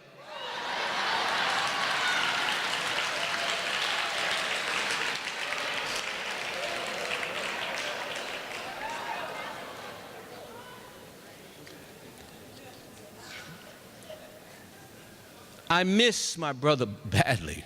I miss him horribly. I call Amina and we just commiserate together. It's hard to fill a void when that void is when that person in your life was so large. And we're losing them. But let's continue. We have, there's this saying in the Bible, faith is the substance of things hoped for, the evidence of things not seen, and I believe that. I believe that we have to stay on it. And if we have anything, if black folk have, if we are about anything, it's about faith. Now, I just graduated from a theological seminary, but I'm unlike so many of the Christians. I believe in prayer, but I also believe in passing the ammo.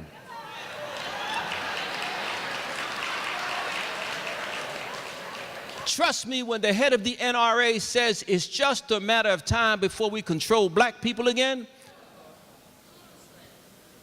he is giving you the message. They are not hiding it. And so every time I hear about people, well, we've got to worry about these guns. Yes, we do. But when you give, let me just put it this way. What would happen if we all decided to join the NRA?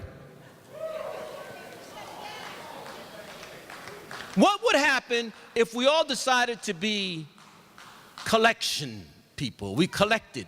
What would happen if we decided to have target practice? What would happen? I'm not advocating anything. I'm just telling you, why don't we flip the script? And I'm not discussing, I'm not going into that whole, well, you know, we should, no, I'm not about death. But I do understand that if we do not make a substantive statement on who we are as black people, our children will become the next Palestinians. I'm not worried about ISIS. I'm not worried about Ebola. I'm not worried about AIDS. I'm not worried about poverty. I'm worried about dreamlessness. I'm worried about black kids not caring anymore, to the point where they'll threaten you and me. We got to give them something. And it has to be militant, and it has to be spiritual, and it has to be full of art.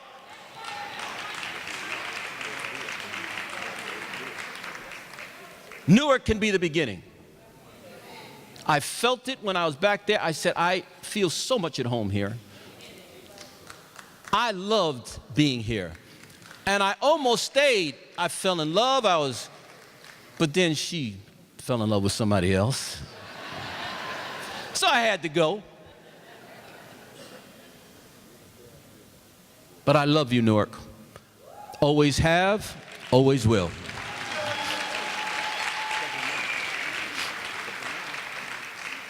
Amiri Baraka, when miles split. Someone called me and said you died, Miles. Yeah, that cold here in North America with all the other bullshit we put up with, you know. I know you know, knew, and still know wherever you is. I'm one of your children. Actually, for all the smoking ignorant Mimmy Jamies, you know I can say that. I was one of your children. You got a bunch of children, man, more than you probably dug on the serious side. Not innocent ass fans, but the school of the world you created from inside the world's head. You got a bunch of children, brother. I still am, will be in some important ways. For instance, I will never take no shit. Your legacy. I will never believe anybody can tell me shit unless they are something I can feel. Like Aretha said, something I can feel. You were that. I could feel you. I could be you when I was a little boy up the street with the trumpet bag. I wanted to be in that music. I wanted to be that hip, that out, that whatever it was I felt you were. I wanted to be that all my life. What it was the place and the time, but it was you describing it with your feeling. For me, that place was Newark, where we grew, and then here you come so hip. I could dig that I needed to be that, but more I knew I was that. I was with you in that fingering, that slick turn and hang of the whole self and horn.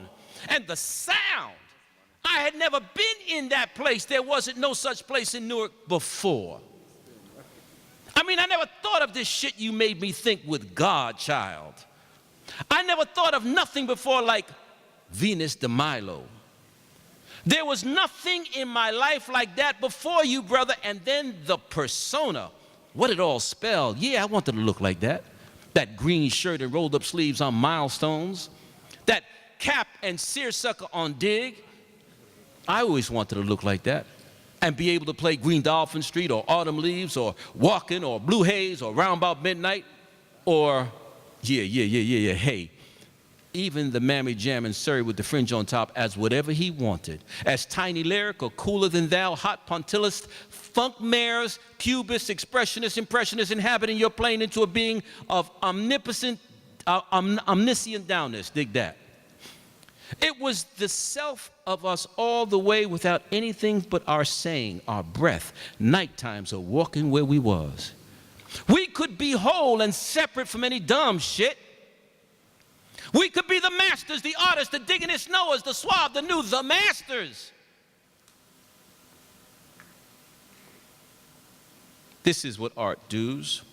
Your voice, that outsharp growl, that was how art should dig itself to be talking. So what is probably a prayer in the future. I held my horn like that and rolled my body like an arc of music just looking at things, the cool placement of emotion, the information. I carried that consciously. No one could put me down. I was Miles' child, his man, somehow anyway. And then each change stage was a path I would walk. When I heard you as a little boy, then went to see you, you was me, all right. You was one of the few I could let be me. Now some motherfucker want to tell me you out of here. No, Miles. Why you left so right away? I figure none of this shit still here is cool, but dig, Dizzy Max is still here, so that's the pain. And I know, I dig you, I know I carry Dr. Jekyll in my speech, and Godchild and Miles Ahead and Kinda Blue, and even Porgy and Bess, something Gershwin just can't do. Because no one was that tender, that touching, the where touch could ultimately is. They taken all the giants. You, Train, Duke, Monk, Billy. Your whole band is dead, man. Paul, Philly Joe, Cannonball, John, Red. Your whole band, and what does that do to us but leave us on the shore watching the waves and trying to write music from that regular funk? But what it says is that our youth is gone. That we are the adult. What that? That you have it in your hand now to do that. If it will go, this life, this memory and history, this desire for freedom in a world family, that it's on you. Like I dug when Philly Joe had it up on us. If we are the ones, if it is to be something other than the savages and bushmen, then we got to.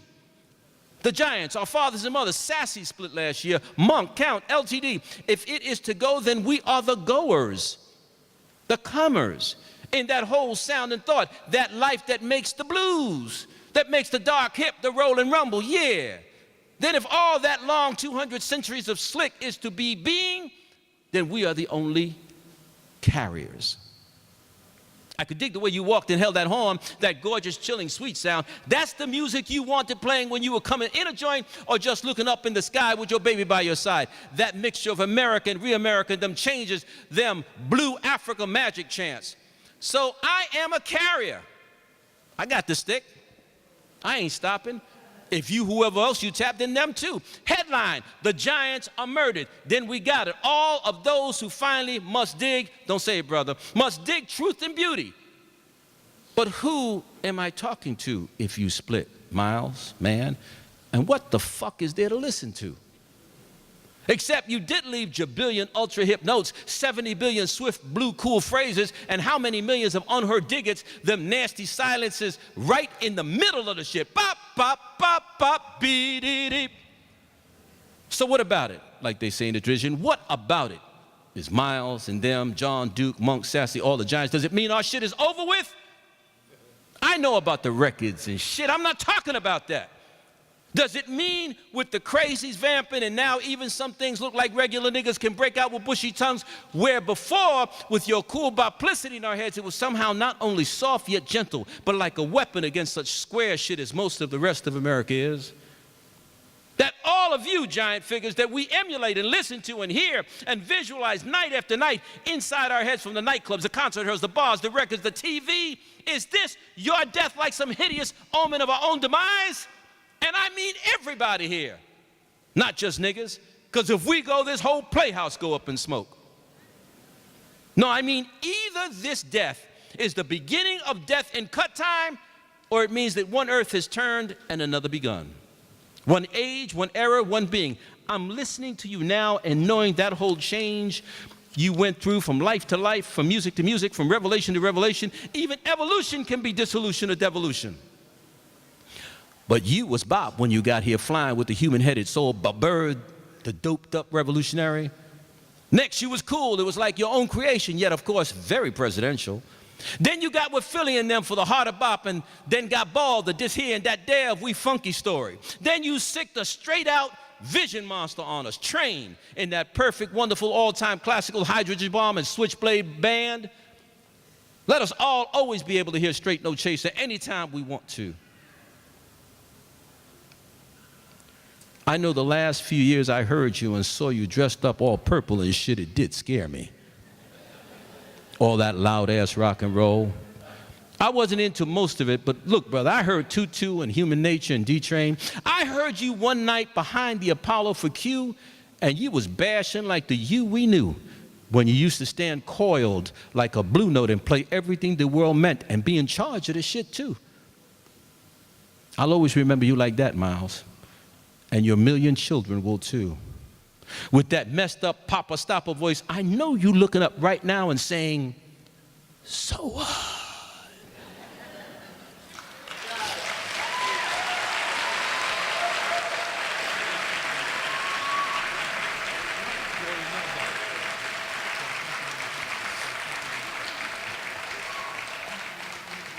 The destiny is yours, Newark. The destiny is yours. This can become the jazz capital of the world. I think the blues capital of the world. Let's take it from Chicago. I think we can do it. Amiri, my poem. I came to learn the winds of war, to swing my sword beside yours, to cut the cancer cravingly chewing the meat, the bones of blackness. I came to fight beside you in '68 alongside the faithful warriors of Belmont Avenue, men and women whose loyalty seeped slowly into every fiber of my being, filling me with a pride I was willing to live with and die for. What I learned instead was the bluesy, simple, pretty side of Newark, the shops, the songs, the swing, the mambo of tribes, accents, family, and coalition. I lost my fear of trusting. Fell in love with art, ideas, intellect, and history. How revolution means more than shouts, doubts, clenched fists, and skirmishes. It is the everyday stuff of breakfast programs and liberation schools, gagging monsters and holding mothers' hands. I wanted flash and fury, cavalry charges and victory laps. But I got you. You and Amina, the kids and the bodyguards, howling laughter, brutal honesty, long days of street work and a poetry that took no prisoners. I thought, I prayed it would last forever, this committee for a unified Newark. And now I see what you meant when you said change happens from the inside, and it doesn't happen overnight. I miss your phone calls. I miss your loving sarcasm, your searing political critiques, your jazz ear. I miss you not being here to see the little bit we've done. Now I face the void of my own, the sometimes thankless task of offering hope and struggle to kids who crave cash. Ricans who still can't see past color, and blacks who won't cha-cha because they don't understand the words. It was always the feeling with you, Amiri. Always the feeling. You knew Africa in all of its forms and permutations. Puente, Basie, Ellington and Train, Miles, Machito, Mongo and Max. You're not here, so I dance to them alone. Making up new steps, new turns, new reasons for rising. I can only hope I can be like you when I grow up. Now.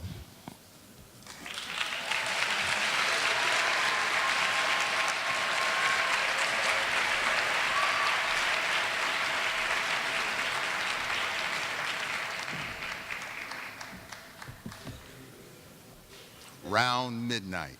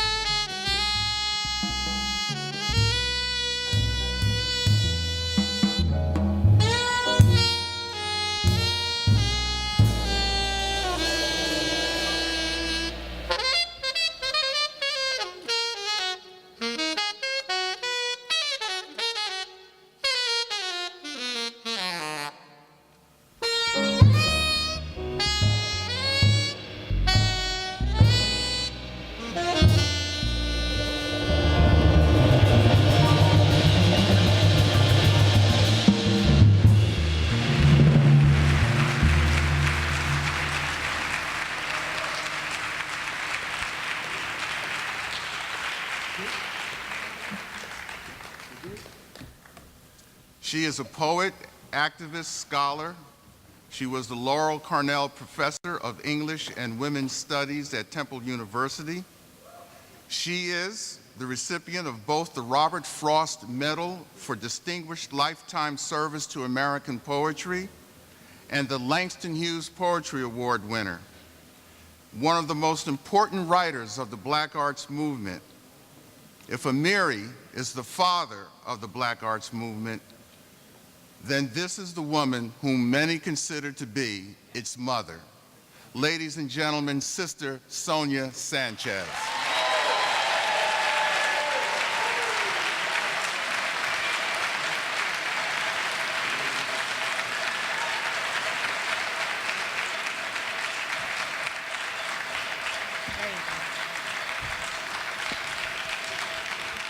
Hey, how you be?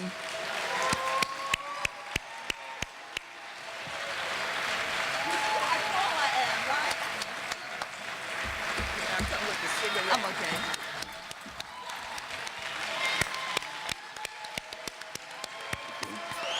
Thank you.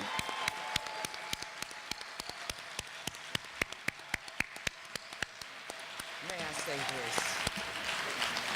Come on. The mother of the Black Arts Movement. Oh, God.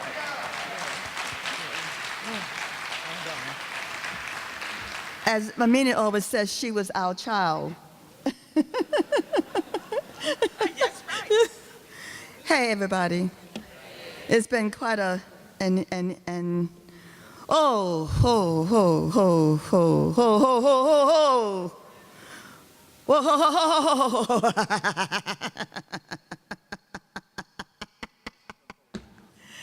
Oh, sometimes you need to laugh at death. Sometimes you need to laugh at death. You need to say,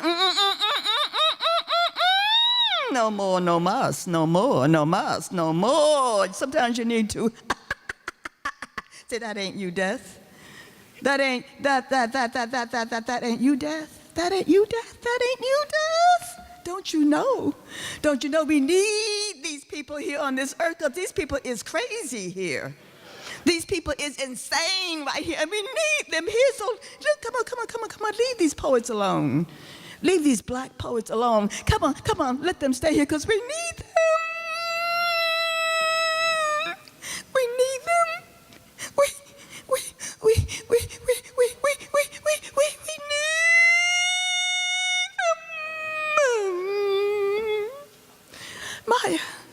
Maya, Ruby. Baraka. Baraka. Baraka.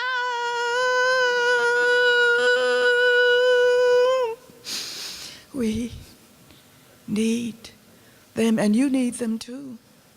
You need to go and do a year of reading, Brother Baraka. You need to go and get every book he has ever written, and you need to read him, not come and listen to a CD. You need to read him. You need to read him out loud and let those ears hear what he really was saying. So you know what it means to live a revolutionary's life. This ain't no stage performance, people. This ain't like getting up and having people clap for you. This is like having stuff happen to you, getting beat up in the streets of Newark. That's in the jails in Newark, you know, having people talk about your children, maltreat your children, and having Sister Mina come into those schools and leave them alone. These is my children, you know. I mean, having that kind of knowing what that means, how people talk about you like you're crazy or something. Yeah, you're crazy for your children. You're crazy for education. You're crazy because one day you knew one of these children would be mayor.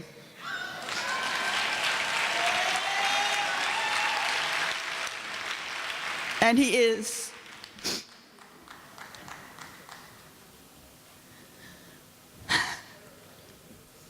And you need to know that these are our children too. All the children, wherever they be, every child that gets killed or shot, those are our children. Don't you be saying, well, he shouldn't have been out there. Tell me where he should have been. Tell me where you should be, huh? We should be in the streets of America saying, these are our children, you cannot kill them. We need to be in the schools saying, you cannot close down these schools, you know. You cannot privatize these schools. That's where we need to be. The poem I chose to read is a poem that Baraka did in 1969 that set the whole movement, calling all black people, SOS. We read that and we understood exactly what we had to do, calling all black people, SOS, calling all black people, man, woman, child, wherever you are, calling you, urgent, come in, black people, come in, wherever you are, urgent, calling you, calling all black people, come on in, black people, come on in, black people. You gonna come on in? Huh? No, you gonna come on in? Oh no, you gonna come on in? Yeah. You better come in because they're kicking your ass out there. And we need to come in because it's a real thing. This is not make-believe. This is a time from Ferguson to Africa that they're saying, who needs black folks? I said that once, and a very distinguished looking black person came and said, well, they need me because I am an executive here. I said, uh-huh. Tell me about being an executive, and I'll tell you about all the unemployed executives that I know.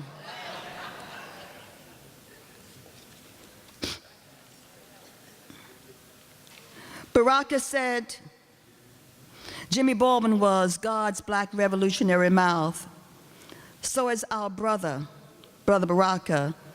He named himself God's black revolutionary mouth.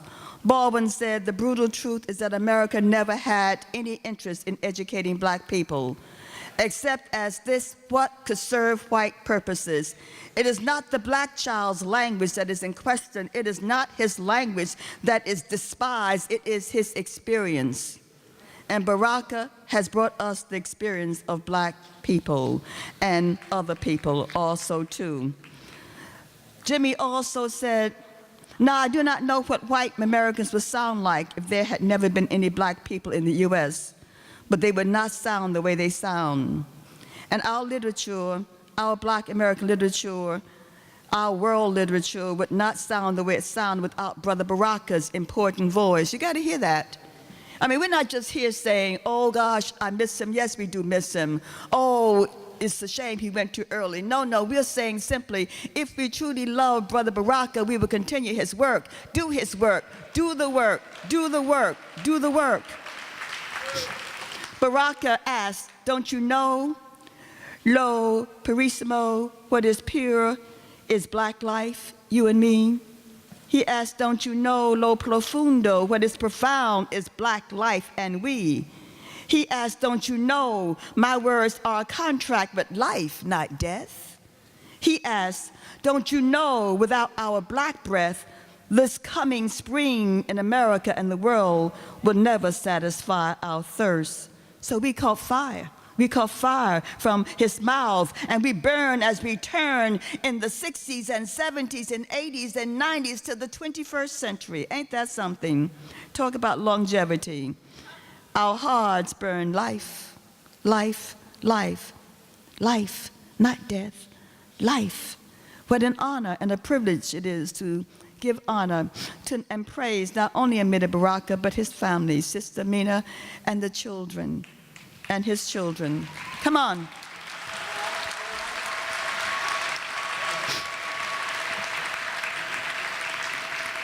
Author more than 40 books. From preface to a 20-volume suicide note, 1961, translucent, selected poems, 1995, Why, Somebody Blew Up America, and Tales of the Out and the Gone and others. A man who wrote in How You Sound, listen to this, my poetry is whatever I think I am. I can be anything. I make a poetry with what I feel is useful and can be saved. out of all the garbage of our lives. Ellipsis, amen, amen, amen. A woman, a woman, a woman. Say that in church. Every time they say amen, say a woman. He continues, art must reflect and change that world. The function of art is to be intimately connected with the real world. I see art as a weapon and a weapon of revolution. It's just now that I define revolution in Marxist terms.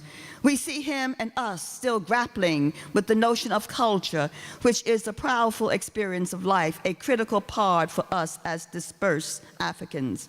At the core of Baraka, at the depth of Baraka, is jazz and the blues, the beat, the between the spaces Baraka, what's unsaid resonating in our heads. At the center of him is sunrise sounds, Coltrane, Max, Roach, Miles, Monk, that take us out of the universe to another sound, to sustain us, to make us imagine we can be free. At the core of Baraka is rhythm, sounds of a slave ship decked out with pain and dislocation. And we enter his freedom suite of blues and jazz. We enter a Minton place, shaded notes, giving us music that allowed us to escape between the notes and extract the energy of Africa. Harlem, Newark, Cuba, Brazil, China, New Orleans, Philadelphia. At the core of this genius man is an ongoing engagement to articulate the contents of our consciousness, grappling, struggling with the difficult idea of who we are, what we are, how we must finally see ourselves and place ourselves on the world stage. At the core of this Newarkian African revolutionary Marxist man is the consistent, constant voice challenging accepted norms that diminish our humanity, challenging a country trying to shut down our souls. So they call you avant-garde. Is that what you is, man? I thought it was more than that.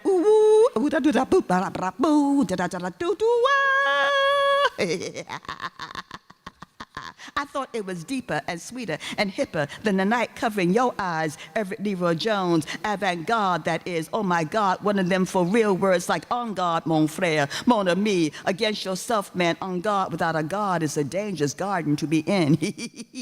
Ooh-wee, do-da-da-dee, da-da-da-da-boo-ba. Wow, wow, wow, wow, wow, wow. But you know, finally, what it do mean to travel a genius road. Everywhere you go, everywhere you wander, you see yourself, your face, smiling is resistance, resistance, resistance. I know your real name is resistance, resist, like Delaney's Blake, like Du Bois' Black Reconstruction, like Robeson, Here I Stand, like Baldwin's The Fire Next Time, like C.L.R. James' Black Jacobins, like Myers, I Know Why the Cave Bird Sings, like Morrison's Beloved, like Googie's Homecoming. And you whisper it to us each time you pick up a pen and pencil, touch a computer. You tell us all to resist, yeah, yeah, yeah, yeah, yeah, resist, yeah, yeah, yeah, yeah, resist, yeah, yeah, yeah, yeah, yeah. And we do too, brother, comrade, friend, brother man, Leroy man, blues man, Baraka man, resist, resist, ooh, wee, wee, wee, wee,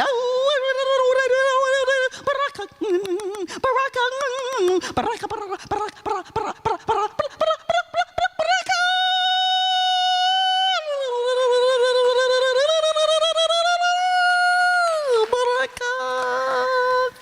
And because of Baraka, and you and I know that we have to, at some point, say those things, and it gave us the leverage, because, you know, we were in a movement together, and there were women and men in that movement. And so one of the poems I chose that I wrote was a poem to women. Because that's important, is it not? Oh, yeah. I call it Belly, Buttocks, and Straight Spines. For Sister Zorania Hurston and Sister Wangechi. One, you, enigmatic woman exploding from clouds and intestines, riverbanks, kneecaps, veins and horizons, tongues embroidered with eyelashes. You burn in my throat. I walk your footsteps singing, you are here, you are there, you will never go away. You kiss your own breath, sleepwalk your eyes, stretch out with moths, singing your legs too. I know you, butterfly sweet. Your lips taste of the sea, the years dusty with herstory anticipate light. Your hands riot with pain, collapse in new prayer. Touch this western stained glass where ghosts commit themselves to military blood. The bleeding hips surrounding your teeth wrapped in laughter, blood laughter, brittle noise, seaweed souls, whistling whirls. Whose little gal are you? Who is your sister? Where is your mama? Our thumbs bleed ashes in this travel dust. 3. This is a blues sermon, I think, hanging from the sky, scratching at the night, where literary brains demystify deaths. Seen from the angle of your life, you turn at the waist in red and purple confetti. The day stitches up your python mouth. You stroll black beyond the stars, star-leaping black-skinned woman. Seen from the angle of the camera, you become the mug shot, mugging a century of incestuous nipples, sound, video, smell, riding death on its lens. Do not feed the animals, they will bite one day. Who speaks? Who has spoken this squat language? Where are the vowels and consonants and diphthongs? Do not feed the animals, they squat in herds and will bite one day. 4. Red-orange breasts, leaking medical hieroglyphics, bones for sale, immaculate bones for sale, stage right. Ethiopian bodies leaking into the ground, stage left. Old clothes, unburied children's eyes undressed. Men's pants unzipped. Women's slips slipping, standing still backstage, awaiting modernity. Master monsters with batons conducted infernos. Is God calling your limbs to pray on? What's in the name? A leg, a heart, a skull, an ancestral wind. Your intellect teases us with zero tolerance for lies. What's in a kiss, a smell, a black woman in white chalk, a woman sleepwalking on corners? What is erotic about a false step? Yo me espero, I wait for my coming, I wait for my coming. Now, as your congregational knees kneel, now that your birth laughs a long pause, now that you sigh amid the pale gaze of thirst, is that God's tongue sliding down your throat? 5. Yo say, I know it, I know, yo say, I know it, I know. Where is this brown-skinned woman going with her military hair?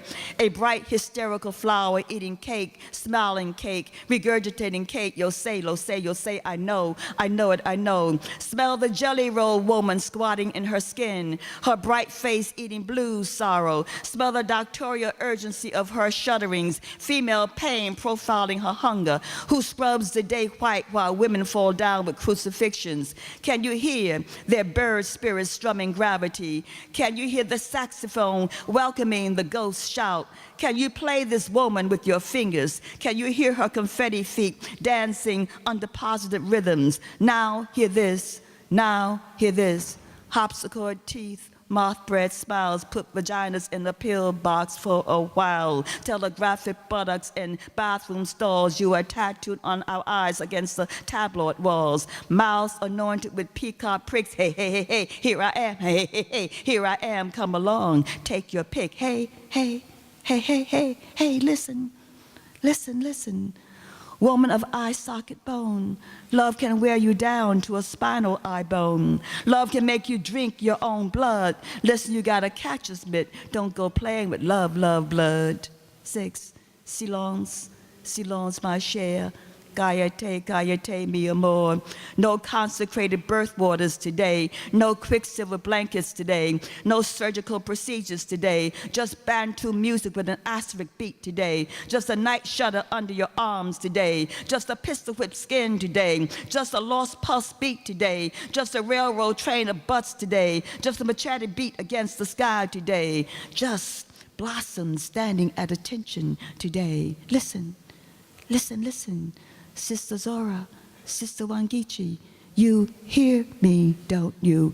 And you hear, don't you, how your dream stands there, amputee delirium. Sister Zora, Sister Wangechi, you hear me, don't you? You hear the sacred music eavesdropping these gallery walls, praising your beauty and bones in this hallway of lost sermons. You hear me, don't you? You hear the children running a furious circle of legs, jumping adolescent rhymes as they light up past streets with garbage bag balls, as they spill their magical spines, their genius, their surplus knees on streets. It is evening, and we have arrived in your arms of lost seconds. You hear me, don't you? Even as you navigate this halo of ordained voyages, as you uncork the daylight past these shadows, past our doors left open, and your gentle breath fills the day with sweet eyelids of silver, as you arrive at the arc of your name, as you arrive at the arc of your name, Sister Wangechi, Sister Zora, Sister Wangechi, Sister Zora, you hear me, don't you? And I invoke your name, your gallery of female matadors, as they come and go in thunder. Thank you.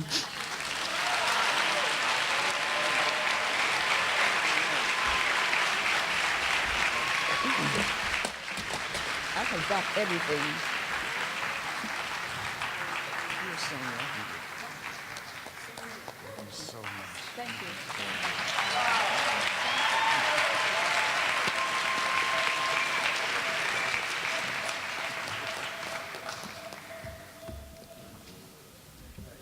Ladies and gentlemen, the Honorable Ras Baraka, Mayor of the City of Newark.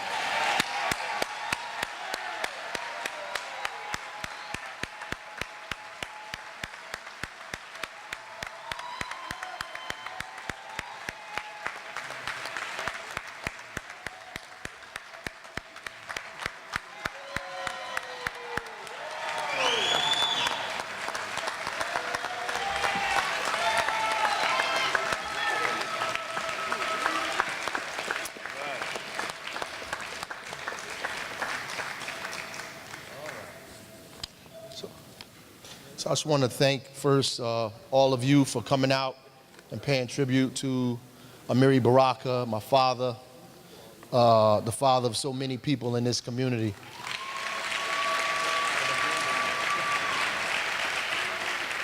Richard Wesley, Steve, and Iqua Colson, and Woody King Jr., the whole crew that's back there over and over again. I just want to say thank you. It was an incredible program. I know you enjoyed it. I did. To Sonia Sanchez and Ronnell Bey boogieing across the stage. Grachan Moncur. I haven't heard Grachan play in a very, very long time. Sounded good.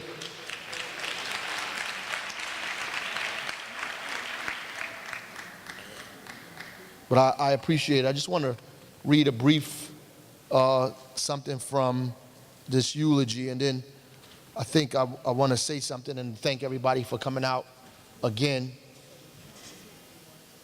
The Imamu, the living spirit, the pulsating in our struggle, the be of what is and the inevitable. He taught us to be artists in all of its forms, but forced us on content to drive the point home to be beautiful more than anything. That in and of itself was revolutionary in a backward time, that our ultimate job was to oppose ugly and spend his days trying to figure out what that ugly exactly was so he could oppose it fundamentally. He taught us Cabral that culture was a weapon. One of his last works was entitled Razor. Guess he had a few people to cut before he got out of here. He was my father, our strength, our voice.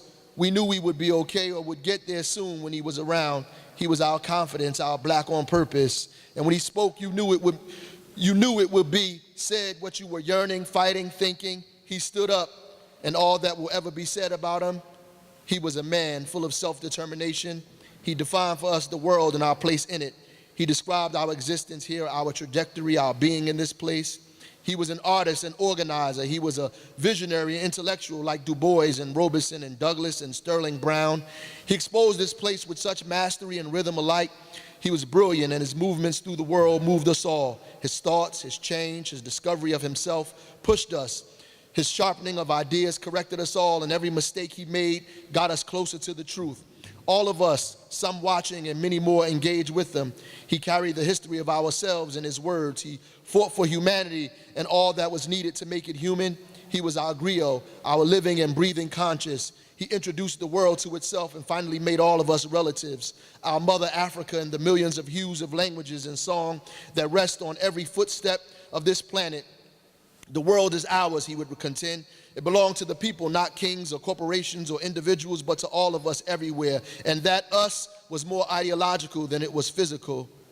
That us was more ideological than it was physical. That us was more ideological than it was physical. Now I think that's important because some of us believe that we belong simply because we around, or that we are doing what's right simply because we sound the same when we talk, or our skin may be the same hue, or our accent resembles each other's. But my father was, in this time, they would say he was dangerous, but not like what they meant, but he was to me, especially in a time when everybody is in the middle, where the books that they praise is Abraham Lincoln's book, where he talks about how do you bring all of your enemies together at the table with you. This whole idea of being in the middle is what's killing us. This idea of not taking a side, of not picking a position, of not making a point to make your children understand who their enemies really are. And because they're not clear on who their enemies really are, they have identified themselves as their own enemies.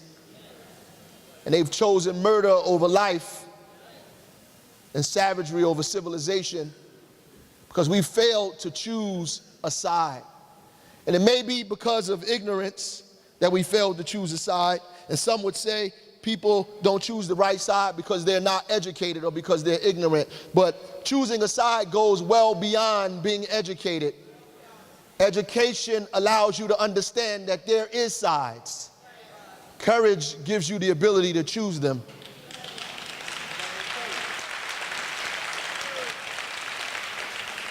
Because there are many people who understand the side of right and wrong, of poverty and unemployment, and those who have and those who have not, but they don't have the courage to choose between them. And so our city is ravaged, like cities all over America are ravaged by the same people who are trying to eat Newark alive, or the same people who are eating most of these cities alive across the country. And many of us, elected officials and leaders alike, have played the safe part of being in the middle. So we do commercials and we say, I'm not in the fight, I'm in the middle, I'm bringing people together. Some people don't need to be together.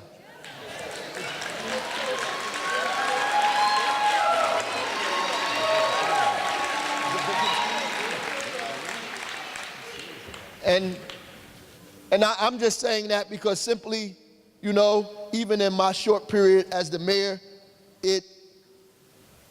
most people try to make you be palatable. Make other people feel comfortable with the oppression that they put on you. And that if you don't make them feel comfortable, then somehow you're a demon. And they spend a lot of time talking about how you respond to the oppression that they've created for you and try to dictate the way in which you respond to it. And the problem becomes, the analysis becomes centered completely on the way you talk or respond to the fact that you are hurting, and not the fact that the hurt exists in the first place, or the people who created the hurt initially. So they get to get out and get away, and we fight with each other about how we respond to the fact that we are being hurt.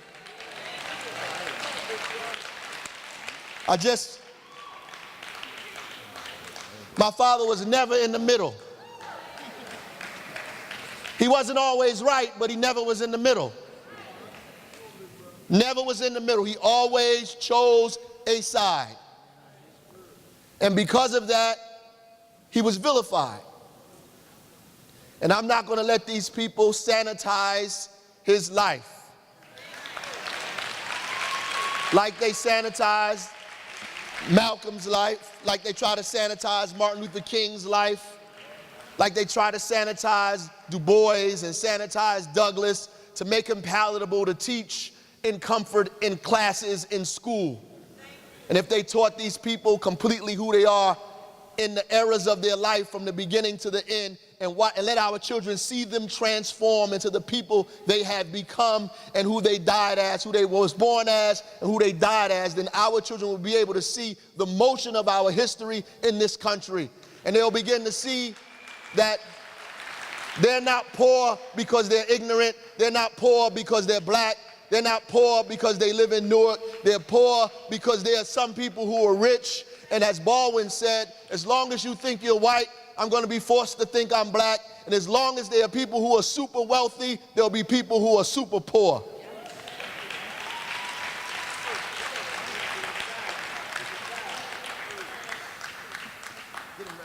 So I want to thank everybody for coming out to this event today. I'm sure there's some people who are writing and it'll show up in all kinds of papers somewhere.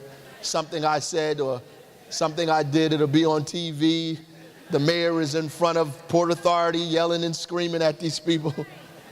The mayor is talking to guys in the community again, and that I love my family and I love my mother and we miss him. And when they say, is everything all right? I'm going to say, no, it's not all right. Everything is not all right and we don't feel good. And it's a difficult time to become the mayor at a time when your father has passed away, trying to expose the ugly of this place, trying to help us acknowledge what is beautiful about our city, about us, about our families, about our history, and force us to love each other, even in our terribleness, to love each other, even still. But we won.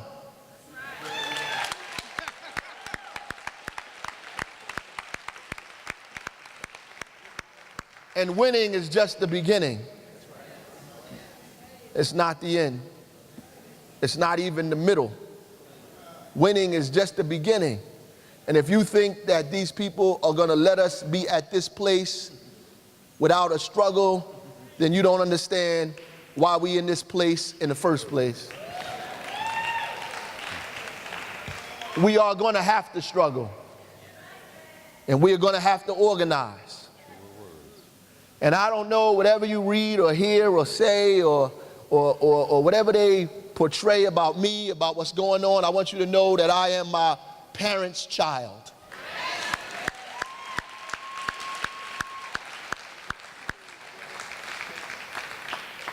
And I was shaped by both of them.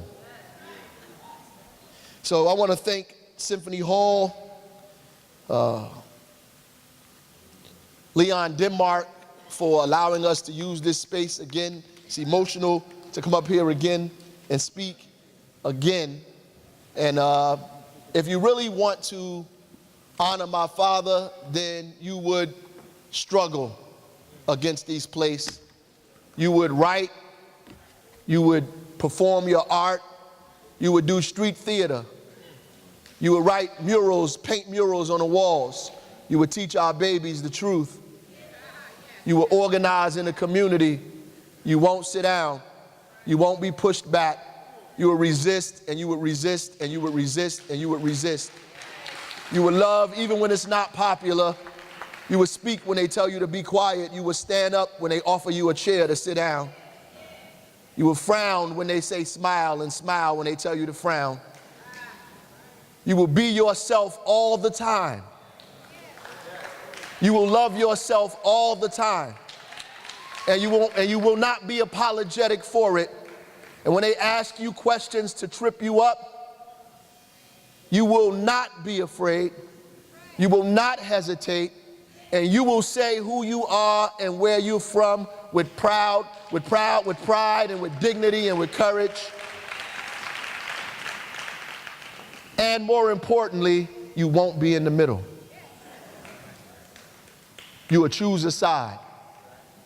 You won't be in the middle. You will choose a side.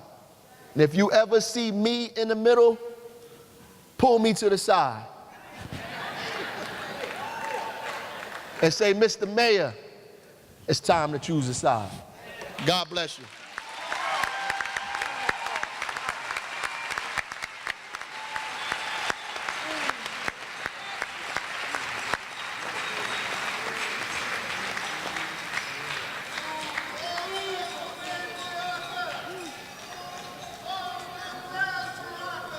Yes, yes. Yes, yes. Say it loud.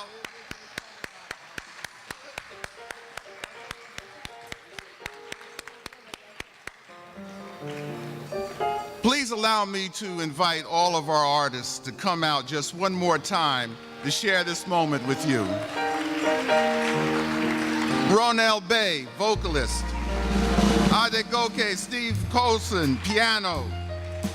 Iqua Colson, vocalist. Ghee,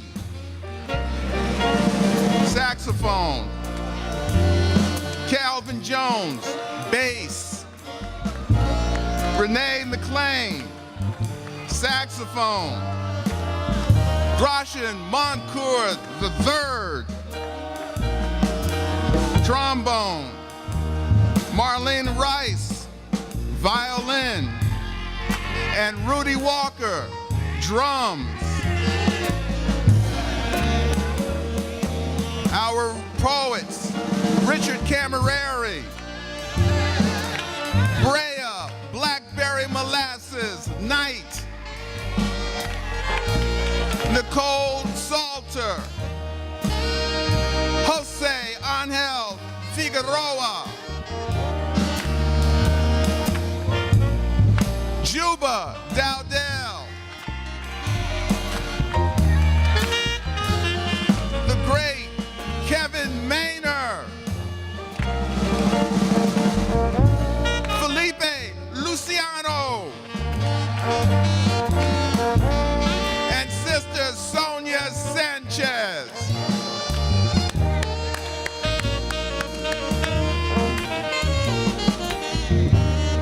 I'd like to make a special acknowledgement of Amiri Baraka, who is with us today and whose love and energy and drive helped so much to make this day possible. Thank you, members of the event coordinating committee, Ade and Iqua Colson, and Leon Denmark, executive director of Symphony Hall. We have in the house today members of the Symphony Hall Board of Directors, and I'd like them to stand so I can give them a little shout out. I know they're out there. And to Woody King Jr., whose advice, counsel, and personal database was central to bringing so many of these fine artists together on this grand occasion. Thank you, Symphony Hall staff. Thank you, Mr. Mayor and City Hall. Good night, everybody.